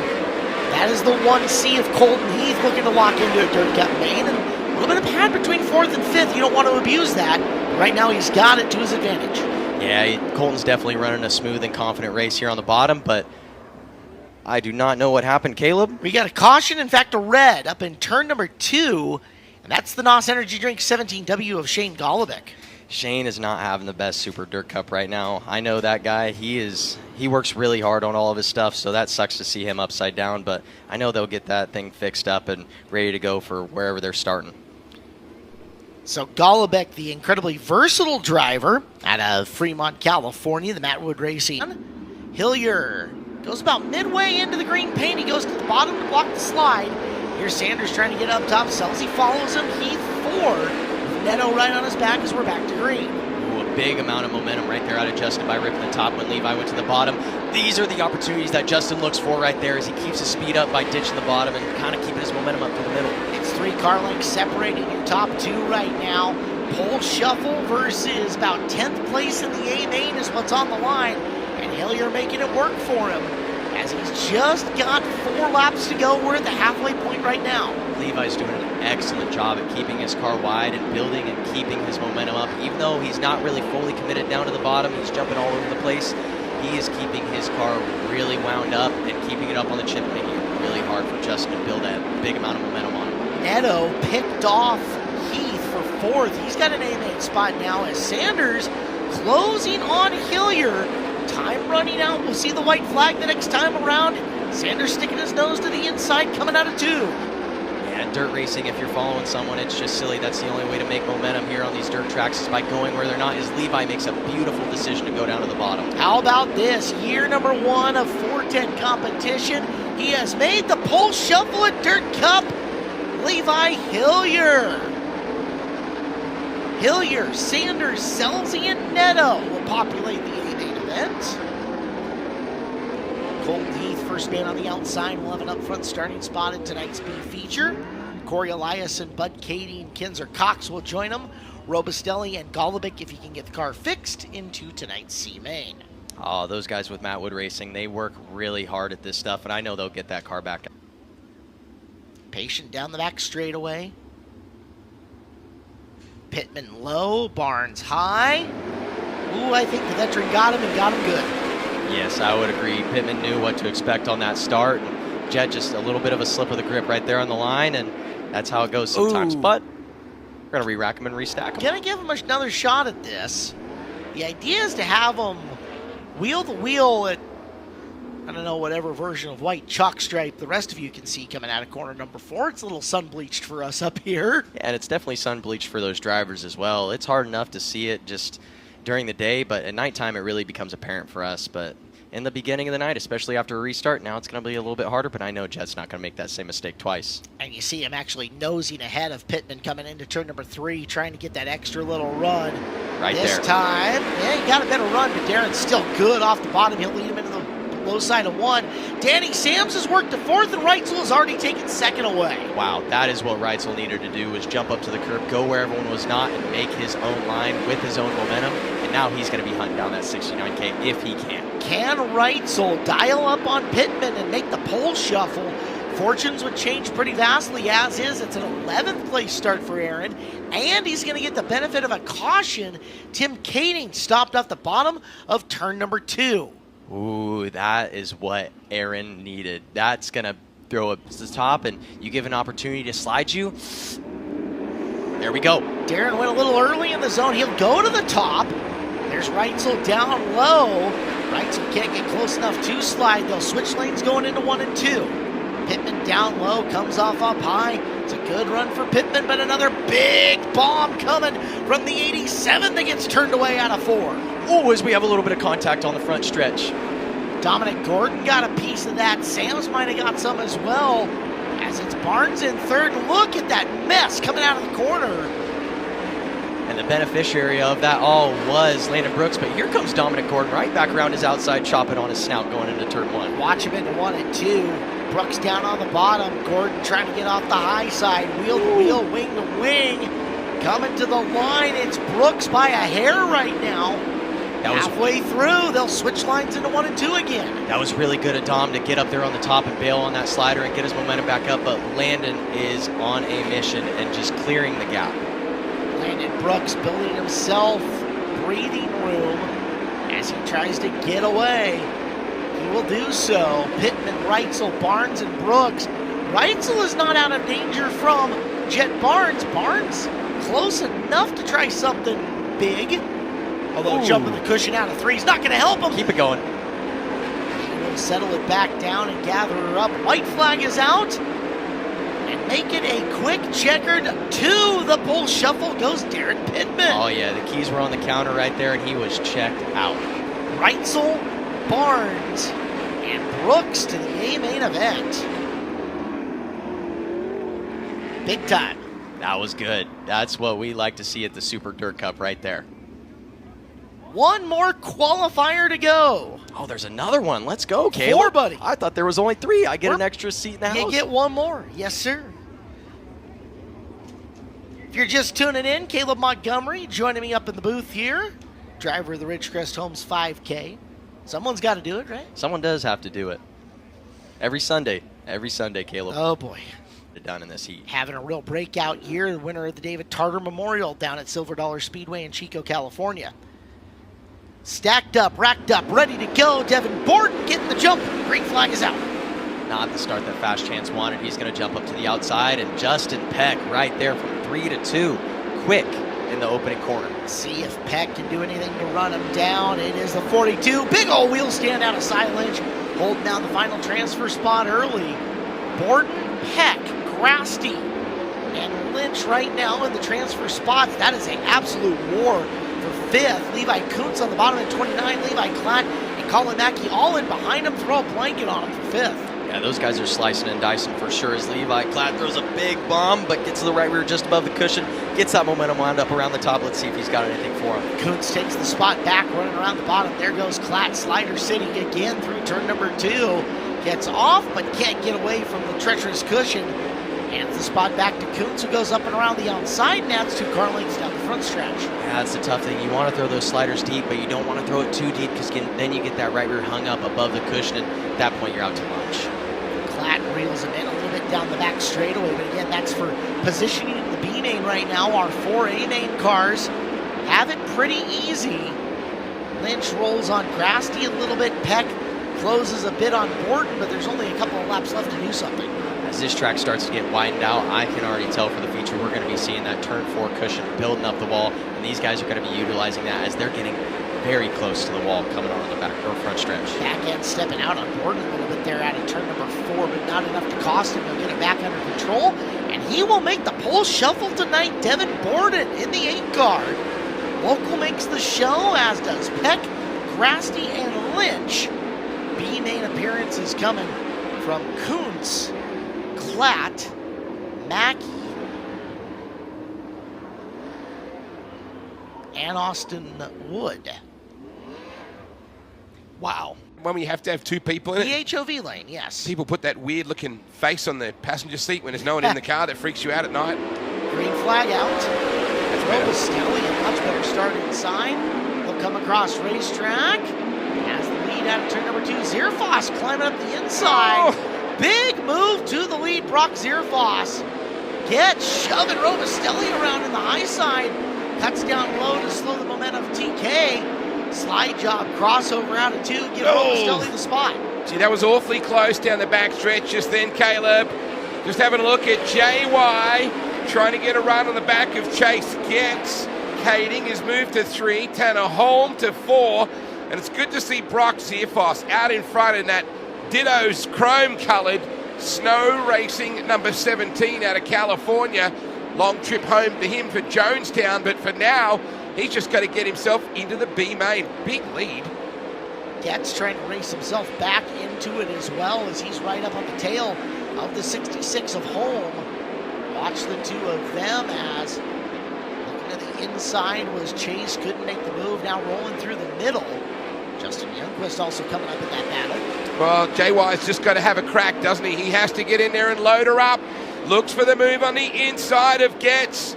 I think he got him, but Getz got him back. So what can JY do? The sun is setting on this. We've got a car slowing in the middle of 3 and 4. Are we going to stay green? I don't think so. Caution out. Dan Reynolds, 95R out of Lewiston, Idaho. So Reynolds to a stop on the front chute. Currently locked down in P4. Chase Getz and JY trying to pinch the last seat at the table to get into the B main. Robustelli to the bottom. And the Maury Williams Motorsport, 0 of TK, drops to the bottom. Tim looking good here. Moves up to P2. He's got second. Tanner Holm is coming after third. And Chase Getz in a good spot here. As Getz coming after Robustelli. Lane blocked on the low side. Big run downhill. Getz has got the final transfer into 3. Youngquist following him through. I wonder if he's going to have time. That'll be the biggest enemy for Justin Youngquist himself. A very handy linguist in terms of commentary. Out of 4, it's all the Jonestown Jet, Brock Zierfoss, Tim Kading, back to Tanner Holm. Chase Getz now has that final spot at the table, but we're running out of time. 2 to go. Zierfoss crosses the line this time, looking to punch his dance card to go into the B main event tonight. And that Ditto's car, good to see that snow racing car looking good. First time really this weekend. I think that Brock has looked entirely at home, and I'm glad that team has given him an opportunity to race with us. 0.3 of a mile to go. There goes Youngquist triggering the slider in 1 and 2. He connected, gets to the bottom, makes the block, and on the very last lap, Justin Youngquist's night continues on as the final transfer from the B main. Boy, nothing like timing. He just snuck in. I know we have some Justin Youngquist fans. Where's all the JY fans out there? Zierfoss, your winner. Tim Kading, second. Tanner Holm, third. And Youngquist sees a light on, punches his way through the door, and ends up seated at the table for the next banquet that is your B. You rarely see anybody go from P8 to win a dash. It was a few years ago, at the year he won the Chili Bowl Nationals, that Tanner Thorson ran like 7-2. So you get that right run, you can do it. I remember in Knoxville Nationals, in fact, where Joey Saldana started around 10th and worked his way up the field to a top 5 starting spot in the Dan Motter Headsaw 71. Yeah. So you catch it right, you can get it. Darren Pittman low, Devin Borden high. Pole shuffle begins now. They start in the back straightaway, and we're green. You actually see that start line now. You look at it, you're exactly right, Caleb, on that back stretch, and Pittman very smooth behind the wheel. I wonder whether Don Kreitz is going to enjoy this experience if they haul out of here back to PA with over 100 large in the Skyrocket. And it is a 1.5 lap shootout, basically. It's a green to a checkered, with the back straightaway being your start zone. There you go. Please put your hands together, folks. Darren Pittman will advance forward. The worst he can start now is position 7. Devin Borden will line up from 8. Levi Hillier's turn. Hillier gets lane choice. Looks like he wants high. So, back straightaway coming. They both are supposed to accelerate at the line. Oh, that's a perfect start. It was slow getting in there, but it was a perfect launch. Pittman leads narrowly. Let's see what Levi can do with him. He goes to the top. Pitto runs through the center. Got some good speed down the back straightaway. Very, very smart man. Extremely experienced. And Pittman on his way to advance forward again. So he takes care of Levi Hillier. Put your hands together, folks. Darren Pittman advancing to the outside third row. Of course, the Capitani event at Knoxville Raceway employs the pole shuffle. It's always epic at the sprint car capital of the world. So that concept works well there. I bet you that's the last time we see Pittman get the inside on a start here. As next up to join him, it's the JST Motorsports 88 of Tanner Thorson. This is the 6-5 battle. Loser starts 6th, winner advances. It's very even, the launch. Like, we've not seen anybody get an advantage on that back stretch. They both left at the same time. It's not without controversy, this concept, in terms of the starts, right? At the same time, unique to Skagit Speedway, and we like it. So Thorson does choose low. Pittman now has to adjust going to the high groove. We're green. And Darren gonna lift and bomb the bottom. Look at the punch and counter punch, wing to wing and wheel to wheel into one. Smart drive. You don't get that kind of experience without doing years of it on the road. Pittman, your leader. Can Thorson wind it up to the top? Pitto goes through again. Boy, he's got that right rear heated up as well, Caleb. So right now, the 69K is looking extra tasty. Darren Pittman. He's liking this pole shuffle, I'm sure of that. Come on, Skagit, how about some noise for Darren Pittman from Owasso, Oklahoma. Now, here's the thing you worry about, and we've seen it before. Did they put enough gas in? Because usually they run relatively low fuel. Tanner Holmes' turn to try to stop Pittman's ascent. Pittman has already advanced from 8 to no worse than 5. Holmes looking to keep a front 2-row starting spot. Tanner has chosen inside. Pittman has shown he can win from the top or the bottom. So who do you think, folks? How about some noise for Tanner Holmes? Do you think he'll get it done? What about Darren Pittman fans? Mano a mano, Kalo. He's making some fans right now. Green is out. Pittman trying to pull the same move. Gets back down to the bottom. Wheel to wheel with Holmes going into one. Holmes chops and shuts the door closed. Kind of had to do it, didn't he, Caleb? He had to pull something aggressive. Pittman goes back to the bottom out of turn 4. They're going to run to the line. Holmes. No way, Holmes. Very nice job. Put your hands together, folks. Tanner Holmes advances. And Darren Pittman can still say he'll line up on the inside third row as a result of that pole shuffle. That's a good advancement for Pittman. He'll Absolutely. be happy with that. All right. Tanner Holmes taking on James McFadden, Thursday night's winner. Car that Tanner used to drive as well. This is James's bread and butter. This kind of format for him. He's so good at this. Yes, he is. I've seen this. So he'll choose low. Have we got any James McFadden fans here at Skagit? I think the scales lean slightly towards Tanner. Maybe. They're both fantastic race car drivers. Green flag, back straightaway, here we go. Holmes pivots, blasts low. Even at the line, advantage McFadden into one. He's got it, door closed. We'll see whether Tanner can get a bite out of turn 2 and grab some ground here. He dives to the bottom and McFadden, J-Mac on the top. McFadden will advance forward. So it's Aussie, Aussie, Aussie. Put your hands together, folks, for James McFadden, the Tarleton Motorsports number 21. He puts Tanner back on the infield. This is for the front row. Oh boy. Push off the works. Limited W of Brad Sweet. Oh, now there's a little bit of history between these two cars. Well, these two drivers. You don't say. Not the cars necessarily. Have we got any Brad Sweet fans here at Skagit? Well, Sweet's gonna take the bottom. And let's watch him. I will bet you Brad squeezes up just a little. You think? Just a hair. Make that pivot and blast down to the low side a little bit tougher for J-Mac. To see if the big cat gets into the beard a little? Well, he's in the middle of the racetrack coming through those corners. Back straightaway, McFadden, Sweet. Ooh, McFadden carries it a little bit further than I thought. Right on the bumper, coming off the turn, a love tap coming off the turn. Sweet carries the low side. McFadden's gonna have one more run coming into the corner. Yeah, very cleverly, Brad shut the door into turn 3 and 4.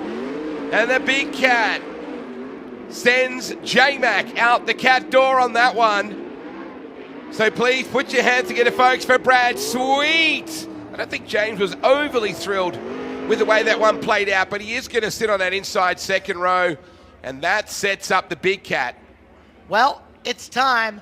Skagit Speedway, pole shuffle for the top spot here in the HD Titanium pole shuffle. How many of you think it's going to be Brad Sweet? How many of you think it's going to be Brent Marks in the 19? It's kind of cool to see a Pennsylvania driver get cheered on the West Coast, you know? Hands up if you think it's Brent Marks. I see a show of hands.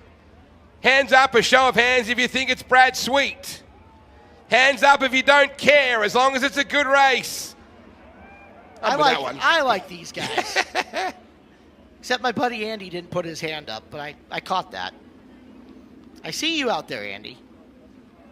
This for pole for $100,026 in a 40-lap A main. Marks gets the jump. Here comes Sweet across the bottom. Retakes the lead. Sweet made that pivot just like we'd seen. Mark's not done. Momentum on his side. Can he get through 3 and 4? Winner of the pole shuffle. Whoa! Brad Sweet. He had a go. He definitely had a nibble. Very nice job. Brent Marks will start out of 2 or 1, depending on what Brad Sweet does in this A. But come on, Skagit, put your hands together for the big cat, Brad Sweet. Interestingly, has not been on the podium yet in an A main this week, but does it matter? Has been awfully good. We've had big inverts the first 2 nights, 16 inverts, and he has been deep in that field. Everybody, safety and success. Bang those hands together and hold them up nice and high. You know how tough it is to make a really good stage. Imagine one of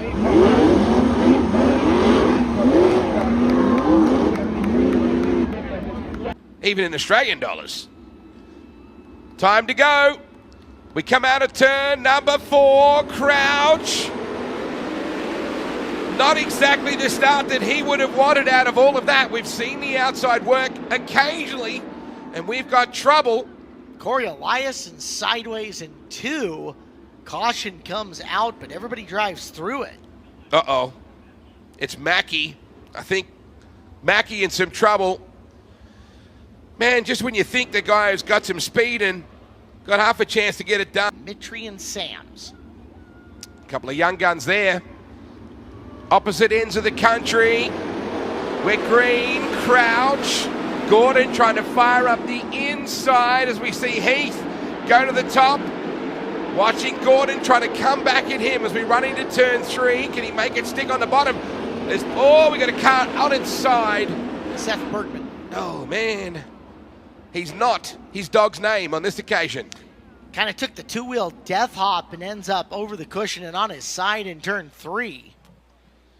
It's not been the happiest return home for Seth. Safety crew will make his way out to him. His son is probably just yelling through the fence at him right there. That's where I ran into him earlier on. He was saying how cool. I actually caught up with him earlier. It's going to have to hustle. Sam's outside your third row. We come to the green. Crouch and Heath. Gordon. Mitri, one to watch. We go upstairs. Sam's through the middle. 3 wide down the back stretch. Mitri working the lower side. Sam's upstairs. And hang on. All of a sudden, the 77 car's lit up. Caution lights on, unfortunately. Oh! Asking myself why and looking for it, though. This time, let's get a couple laps in just to get some momentum. Perfect launch. Crouch, your lead up. Watch for Mitri. Upstairs goes Heath, chasing the slingshot effect. Gordon goes to third. Mitri on the top. Sam's chasing him off the cushion. Levi Klatt starting to wind up the 77, eh? Hey, they all completed a lap. We're finally going. Miracles never cease to exist. Crouch, Heath 1 and 2. Gordon, Mitri, Klatt, and final transfer Sam's at the moment. Oh. Sam's kind of hanging out up and around the high groove. Tyler Thompson trying to get him down low. It's a battle to watch as we got a mess in turn 1. Youngquist up there, Wood up there. Price, some severe damage to the Shark 20. Go out of the shop, turn right, there's a mountain range. Looks like you could throw a tennis ball onto it. Let's go, Brennan Crouch. Let's get rocking, boys. No rolling. Heath to the bottom on Brennan Crouch, who shuts him down back on the lower side. Dominic Gordon trying to get a run out of 2 on that high side. They gapped them, and boy, Mitri, shot out of a cannon, goes back upstairs as Levi Klatt comes at him. Big news on that restart, Wade. Tyler Thompson has worked his way into the final inning transfer spot in 6th. So Thompson sitting 6th at the moment. Danny Sam's in behind him. Colby Copeland trying to come through as well. Race starting to get a couple of laps underneath its belt. Here comes the 77 of Klatt. Working upstairs on Mitri, bringing Thompson with him. I was also looking for Brock Zierfoss too, where Brock got up to. I thought he was making his way forward, but he's 12th behind Bud Kading and TK. The brothers Kading running 10th and 11th respectively as Sam's. Boy, neat little battle going on just then with Danny Sam's and Levi Coots. Sam's wrestling his way past Copeland. Here comes Copeland back through the middle. There's Coots way up high. Those drivers are sitting in position 7, 8, 9 right now. Down the back straightaway they roll. It's a long ways to Thompson in 6th. As we're 8 laps in, 12 to go. Levi Klatt up to P4. Danny Sam's the 3rd. Working his way back with Copeland. Driver on the moves, Tim Katie. Oh! Katie up, battling with Sam's. Give him 8th at the moment.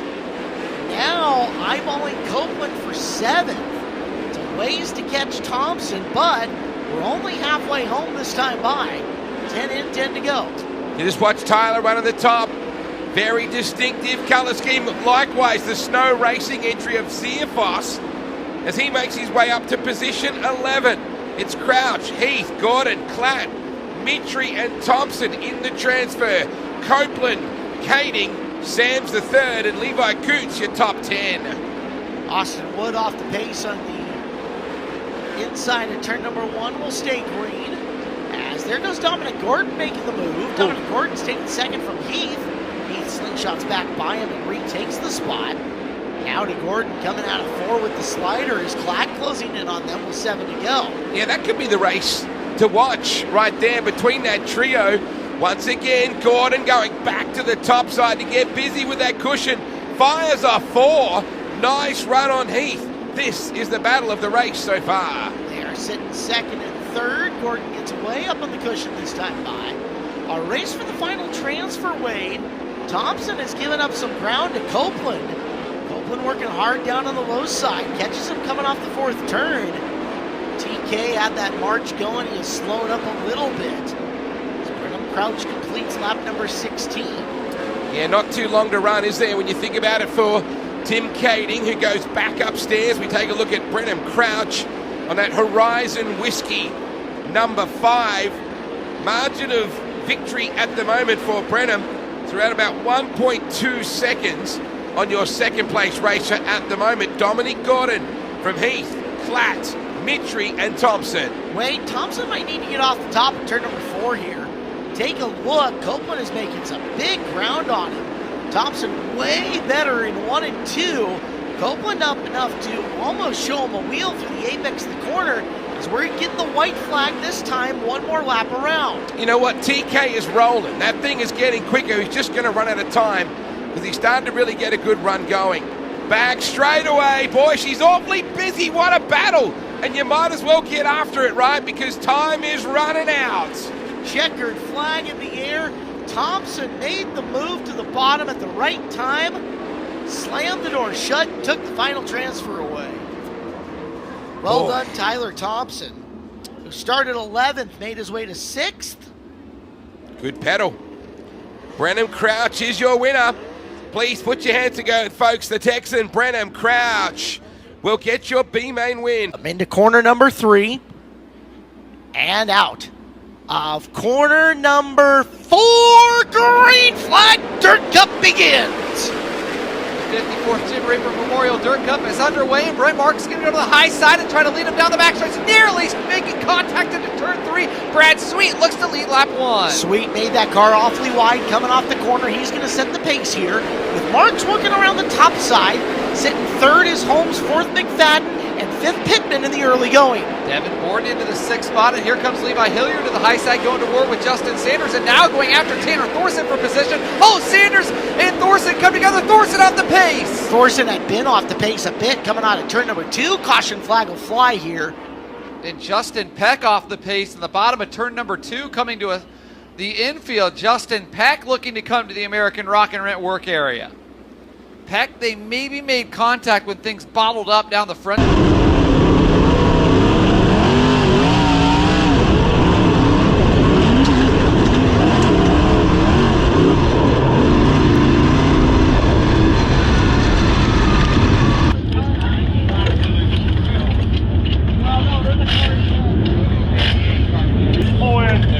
There's no right rear shock. They put some weight in it.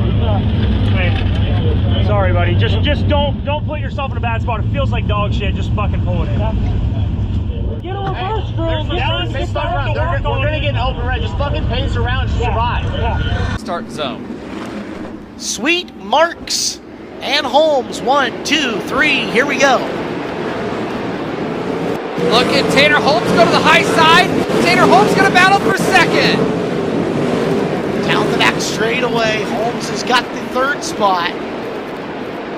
Working up on the high side, rolling around.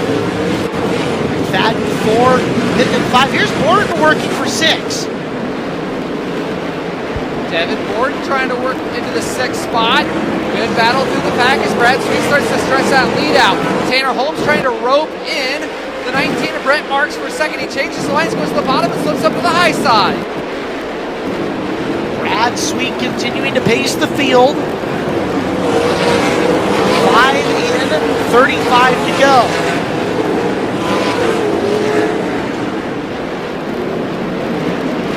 Brad Sweet continues to check laps off and now can see the back of the pack. Boy, Levi Hilliard rocking and rolling around the high groove. Look at Levi. He's caught Borden down the back straightaway. Up and around the top, up and around goes Hilliard. He's got the spot with Rico Abreu on the move. Abreu slides up and ahead, bringing Sanders with him. Work up on the high side. Morton tries to slide him back, can't get it. Leader now into traffic down the back straightaway in Brad Sweet.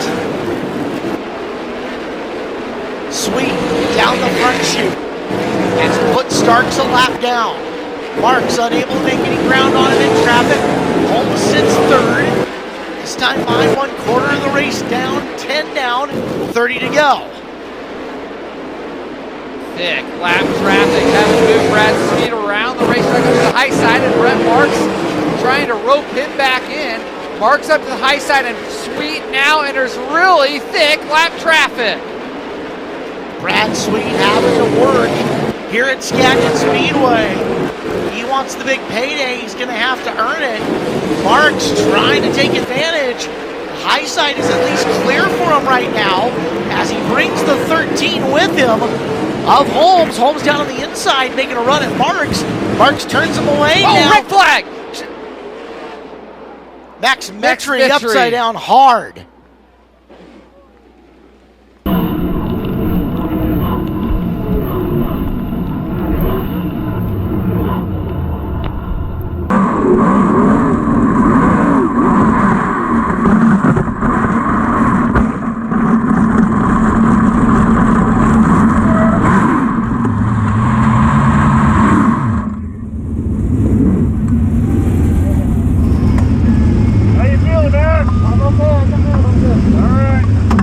Let's get at her as we roll down the back straightaway and into the Interstate Batteries outrageously dependable restart zone. We're green. Tanner Holmes getting really aggressive on the restart. Holmes into the second spot. Now he starts his pursuit of Brad Sweet. Look at Tanner Holmes around the high side, Caleb He Hart. went right to the middle in 3 and 4. This time he creeps up half a groove. He's got momentum. He is coming after the big cat with 13 in and 27 to go. Tom Book, wake up in central Pennsylvania because your driver is all over the 5-time national champion. Brad Sweet hanging on to the lead with Tanner Holmes breathing down his neck with 14 in the book. It's funny, the further up track he's creeping, the further away Sweet's getting for him. See if he brings it back down that half groove that he was. It's a long ways around the top. The bottom's still very fast as Sweet adding to his advantage. And here comes Rico coming to life. Rico now trying to work his way to the top 5. He'll challenge James McFadden in turn number 2. Down the backstretch, a car length and a half separate them. Rico down to the inside to slide job for 5th. Vintage Rico Abreu through turn number 4, putting McFadden in the rear view mirror. He'll go to the bottom, moves up to the middle of the racetrack on corner exit and gets away. Now begins his pursuit of Pittman, sitting in position number 4. Chet Barnes and Levi Hillier going at it. They're battling for the 7th spot, a 16-year-old and a 15-year-old battling inside the top 10 here at Dirt Cup. Your leader's starting to come into traffic, lingering ahead of him. DJ Neto and Tyler Thompson. Down the back straightaway goes Sweet. They are 2 by in front of him. And let's see what Holmes and Marks can do to cut into this advantage now as we approach halfway the next time by. Closing on halfway of Dirt Cup, and Brad Sweet negotiating lap traffic. Brett Marks is closing back in on Tanner Holmes for the 2nd spot, Caleb Hart. They're working off in turn number 4. Holmes off the high side. Marks is right there to the inside. Halfway, battle for 2nd getting intense. Down a half groove lower is Marks out of turn number 2. Rocketing down the back straightaway and about to pull even with Holmes coming out of 4. New runner-up, not quite yet, but Mark's right there looking to get the spot here in 1 and 2. The advantage Tanner Holmes has on the high side if he can stay up there. Oh, there goes Marks across the nose, and now Rico challenging Darren Pittman right behind him. Rico going after Pittman for 4th. Battles all over Skagit Speedway. Rico's making big time gains here on this top 5, and the top 5 is not extending. Short slide into the corner, counter punch by Holmes as they duel for 2nd coming off the corner. Brent Marks right back across the nose of the 13 car. He'll slam the door closed into turn number 1. And meanwhile, Darren Pittman in the 69K closing in on both of them. They need to get free of this battle, though. Your race leader, Brad Sweet, mired in 2 by lap traffic in front of him. Sweet has not been able to pick off a lot of cars. Marks just got to get through this bit of traffic and he'll have a shot at the leader. Rico Abreu has to be licking his chops right now as he can see 2nd. Brent Marks about a half straightaway ahead of him. Caution. Yeah, accumulated a little bit of a paycheck. Down the back straightaway, here's Marks. Marks going to sail it in high up and around Skagit Speedway. And there goes Pittman through the middle looking for a spot. Darren Pittman going after Tanner Holmes. Here comes Brent Marks on the high side of the racetrack. The Myerstown Missile chasing the big cat into 3 and 4. Sweet down low, Myers up high. Myers navigates the tricky cushion coming off the 4th corner. Battle for the lead is on. Sweet dragging the bottom. Myers looking to make the momentum pass, rolling around the top of 3 and 4. It's still the big cat, but Myers in pursuit. Brent Marks right on the back bumper of Brad Sweet into turn number 1. Marks on the fence. Brad Sweet out the bottom, down the backstretch. Brent Marks right there once again, but runs out of real estate. That little hiccup of the throttle is what keeps Sweet ahead for the time being. Look at Marks, and I wonder if he isn't going to try to cross him at some point in time with all that momentum. Off the high side, does he pull down low? Not yet. Still in hot pursuit. Brent Marks running out of real estate down the straightaways, but as you said, Caleb Hart, does he have enough room to cross him up? Here's a big run for Marks down the backstretch. Marks follows now. Sweet line adjustment. Big diamond move off the corner for Marks. Can he beat him to the bottom of 1 and 2? Not this time. Wow, Brad Sweet beats him into turn number 1, and Marks slides up the racetrack and loses about 10 car lengths on Brad Sweet down the backstretch.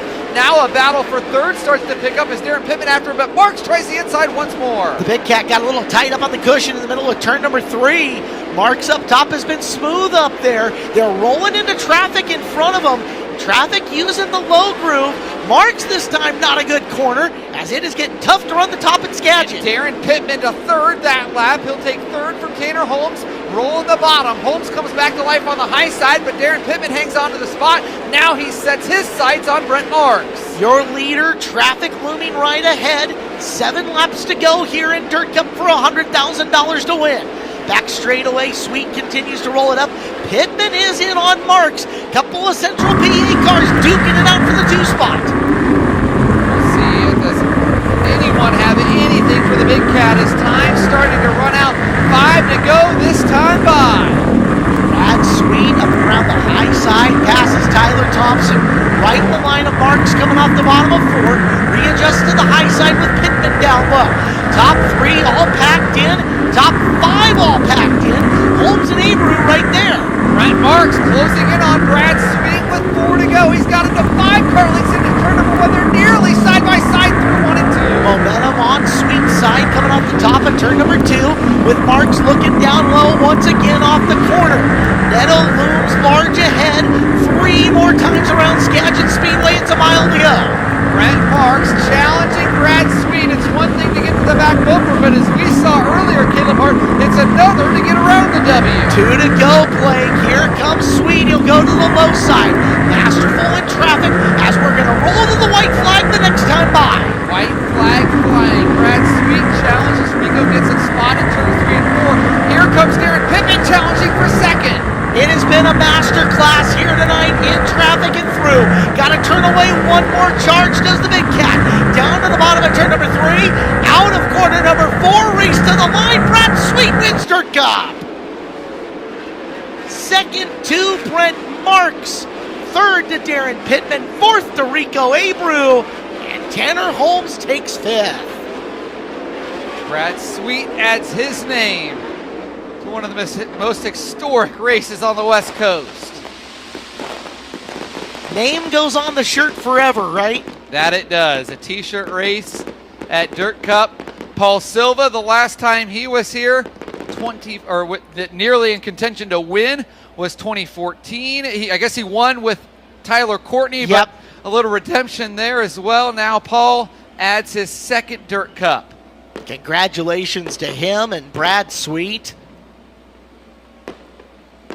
Now 2 as an owner, he won 62,000, or was it 76? So how about this? With Sunshine. 76 with Sunshine. Tonight, $100,026.26 plus another $12K in lap-led money as Brad goes 1 through 40 in that one. 112 grand. Does still have to make minimum weight requirement. 1,425 pounds with the driver in the car. Now we wait for the victorious Dirt Cup driver to emerge.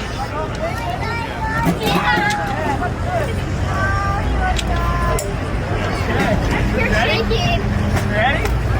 Yeah.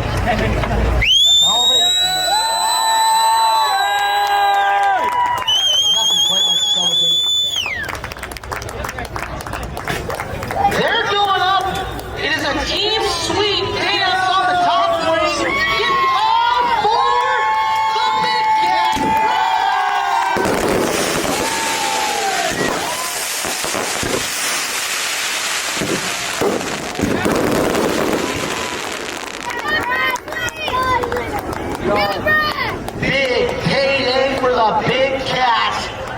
who's going to take home over $112,000. Well, how about that, race fans? Brad Sweet gets it done. Wow, what a race that was. What was that like from your point of view? Stressful. It was a long night. You know you're in position, so the pressure starts to mount. And yeah, when I won the pole shuffle, I actually hate starting on the pole, but Paul convinced me that we needed to win the pole shuffle to control the race, and I think ultimately he was right there. So really happy we were able to win the pole shuffle, and Paul and Trevor had the car really good tonight, and it's cool to win with Kevin here, the car owner, Kevin Kozlowski. So yeah, these guys did a phenomenal job all weekend. Made my job easy. Just I haven't raced in a month, so to come out and the car be that close, just a testament to Paul and Trevor's hard work, and just had a lot of fun this weekend. It's my first ever Dirt Cup. You Pacific Northwest fans showed out. You guys are awesome up here, so really appreciate all you fans for coming out. And yeah, I'm just really happy to celebrate. I got my wife and daughter with me, and just really enjoying these moments. What's it mean to have your family with you? And she climbed up on the wing with you. That's a memory you and her will have for a lifetime. Yeah, absolutely. That's what it's all about. Honestly, it keeps things in perspective. Win, lose, or draw, it's all about family. And, we're just having a race, so just all the families that came out. And, we provided good entertainment, hopefully, for you guys. And we really appreciate it. Got to thank JVI Group, Finley Farms, Works Limited, everybody that helps out on this race car, Factory Kane. He was here helping a little bit. It's a team effort. I'm really excited. I wasn't sure that I would ever get another six-figure payday in my career. But it gives you some momentum. It's just the start of the month of money. We got some big races coming up, and hopefully this will build some confidence for us. Well, Brent Marks was reeling you in there early before you got into traffic. How did you hold him off? I was just using my rear mirror. No, I could hear him. I could see him, the corner of my eye, and he got me moving. Usually when you start moving and you're unsure to go, I thought maybe he would drive by me. I kept looking to my left when I was running the top and was just really trying to hit my marks and get by those lap cars, but I was struggling to get by the lap cars. The top was a little bit crumbly. I got real tight on the cushion one time entering 3 and got kind of timid with my entry and started kind of shorting out up, which wasn't great for the exit. And honestly, I just kind of slowed down and started running the bottom, and I think that was just a better option for me. Well, get up your Super Dirt Cup champion, Brad Sweet. We'll get Brent Marks up onto the second position, and Brent, you threw everything but the kitchen sink there at Brad. You were right up high, you were down low. I mean, what was that like trying to chase him down? Yeah, it was tough. Our car was really good, though. We felt like I could move all around the racetrack and still keep speed no matter where we hit. So, yeah, I gave him my all there at the end. That was 200%, just trying to get a run on Brad, and man, it just came up just short. So hats off to my guys, Robert and Graham, just working so hard this week. We had a good car all week long. Got a win last night, a second tonight. So we're not going to complain about that. But definitely would have loved to stand up there, on top of the podium. But hell, man, this is a lot of fun. Just love being here at Dirt Cup, racing in front of all these fans. Thank you guys so much. Skagit Speedway is awesome. Did you guys roll out onto the track feeling as good as you were, or did it take that little bit of an open red to make those changes to get you feeling better? I had to make a couple changes there just to get me feeling better. There's a little bit more moisture in the track tonight versus last night, and honestly, we just threw the same setup in as we ran last night, and so it was a little on the tighter side there, which kind of hurt me a little bit running the bottom and kind of getting up on the straightaways, and I felt like those were my opportunities to close in on Brad when he started moving around in lap traffic, but I just wasn't able to get close enough to pull the trigger on him. So, my best bet, honestly, was just to run as hard as I could around the top, and after that last restart, that's what I planned to do, and then I started moving around again, and we were still right there with him, but he just wasn't going to make a mistake. So that's what I needed tonight, was Brad to make a mistake. So, congrats to him and Paul and their whole crew. That's a fantastic deal that they have over here. So to run second to them is definitely a pleasure. Well, Brent Marks in second will round the podium off with Darren Pittman in third. It was a nice run, works his way past Tanner Holmes.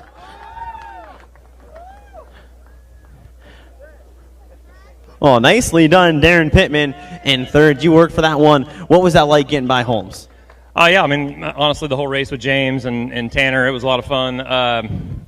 Just felt like our car was really, really good, and I say this all the time, the car's good enough to win these races, and yeah, just from playing the race back. I mean, there's just definitely some things as a driver that I feel like I should have done and moved around a little bit more. And we were close. I mean, we were right there. Obviously, Brent almost got him, but just a few decisions behind the wheel that I think I need to clean up. And you just can't make mistakes if you're going to win these big races. So obviously, Brad's still really, really good on a limited schedule, and Brent has been one of the fastest cars in the country the last month. So I mean, I think if you told this team we were coming out here and have 2/3, they would have probably been pretty happy with it. But third still sucks. You want to come out here and these are big races that pay a lot of money, and you want to try to win them. So happy with the effort of the whole team. Thanks to Leroy and his whole family for really kind of putting this whole deal together for us, and Dawn and Cassidy and Spider. And I mean, it's a great team effort, and for them to come all the way across the country and race. And I think we ran pretty respectable, but you call all the way across the country for 100,000 to win. It's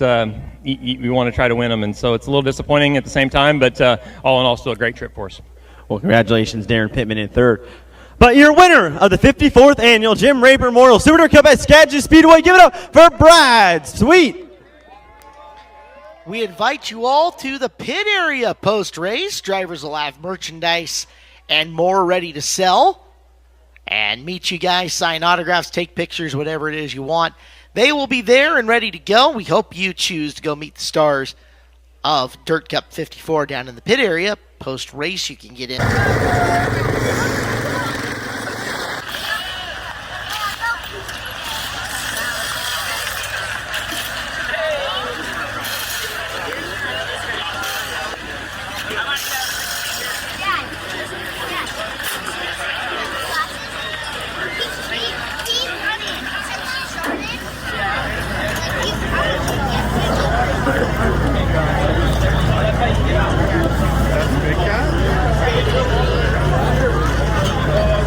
This is the one. Hey.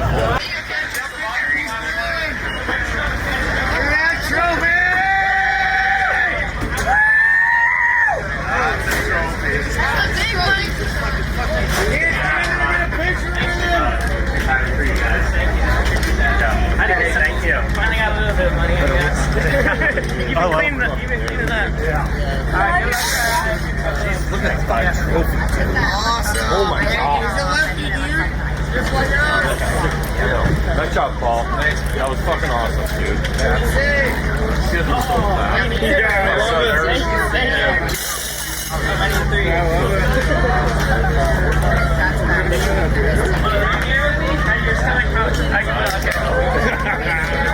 Right here, where'd you get that?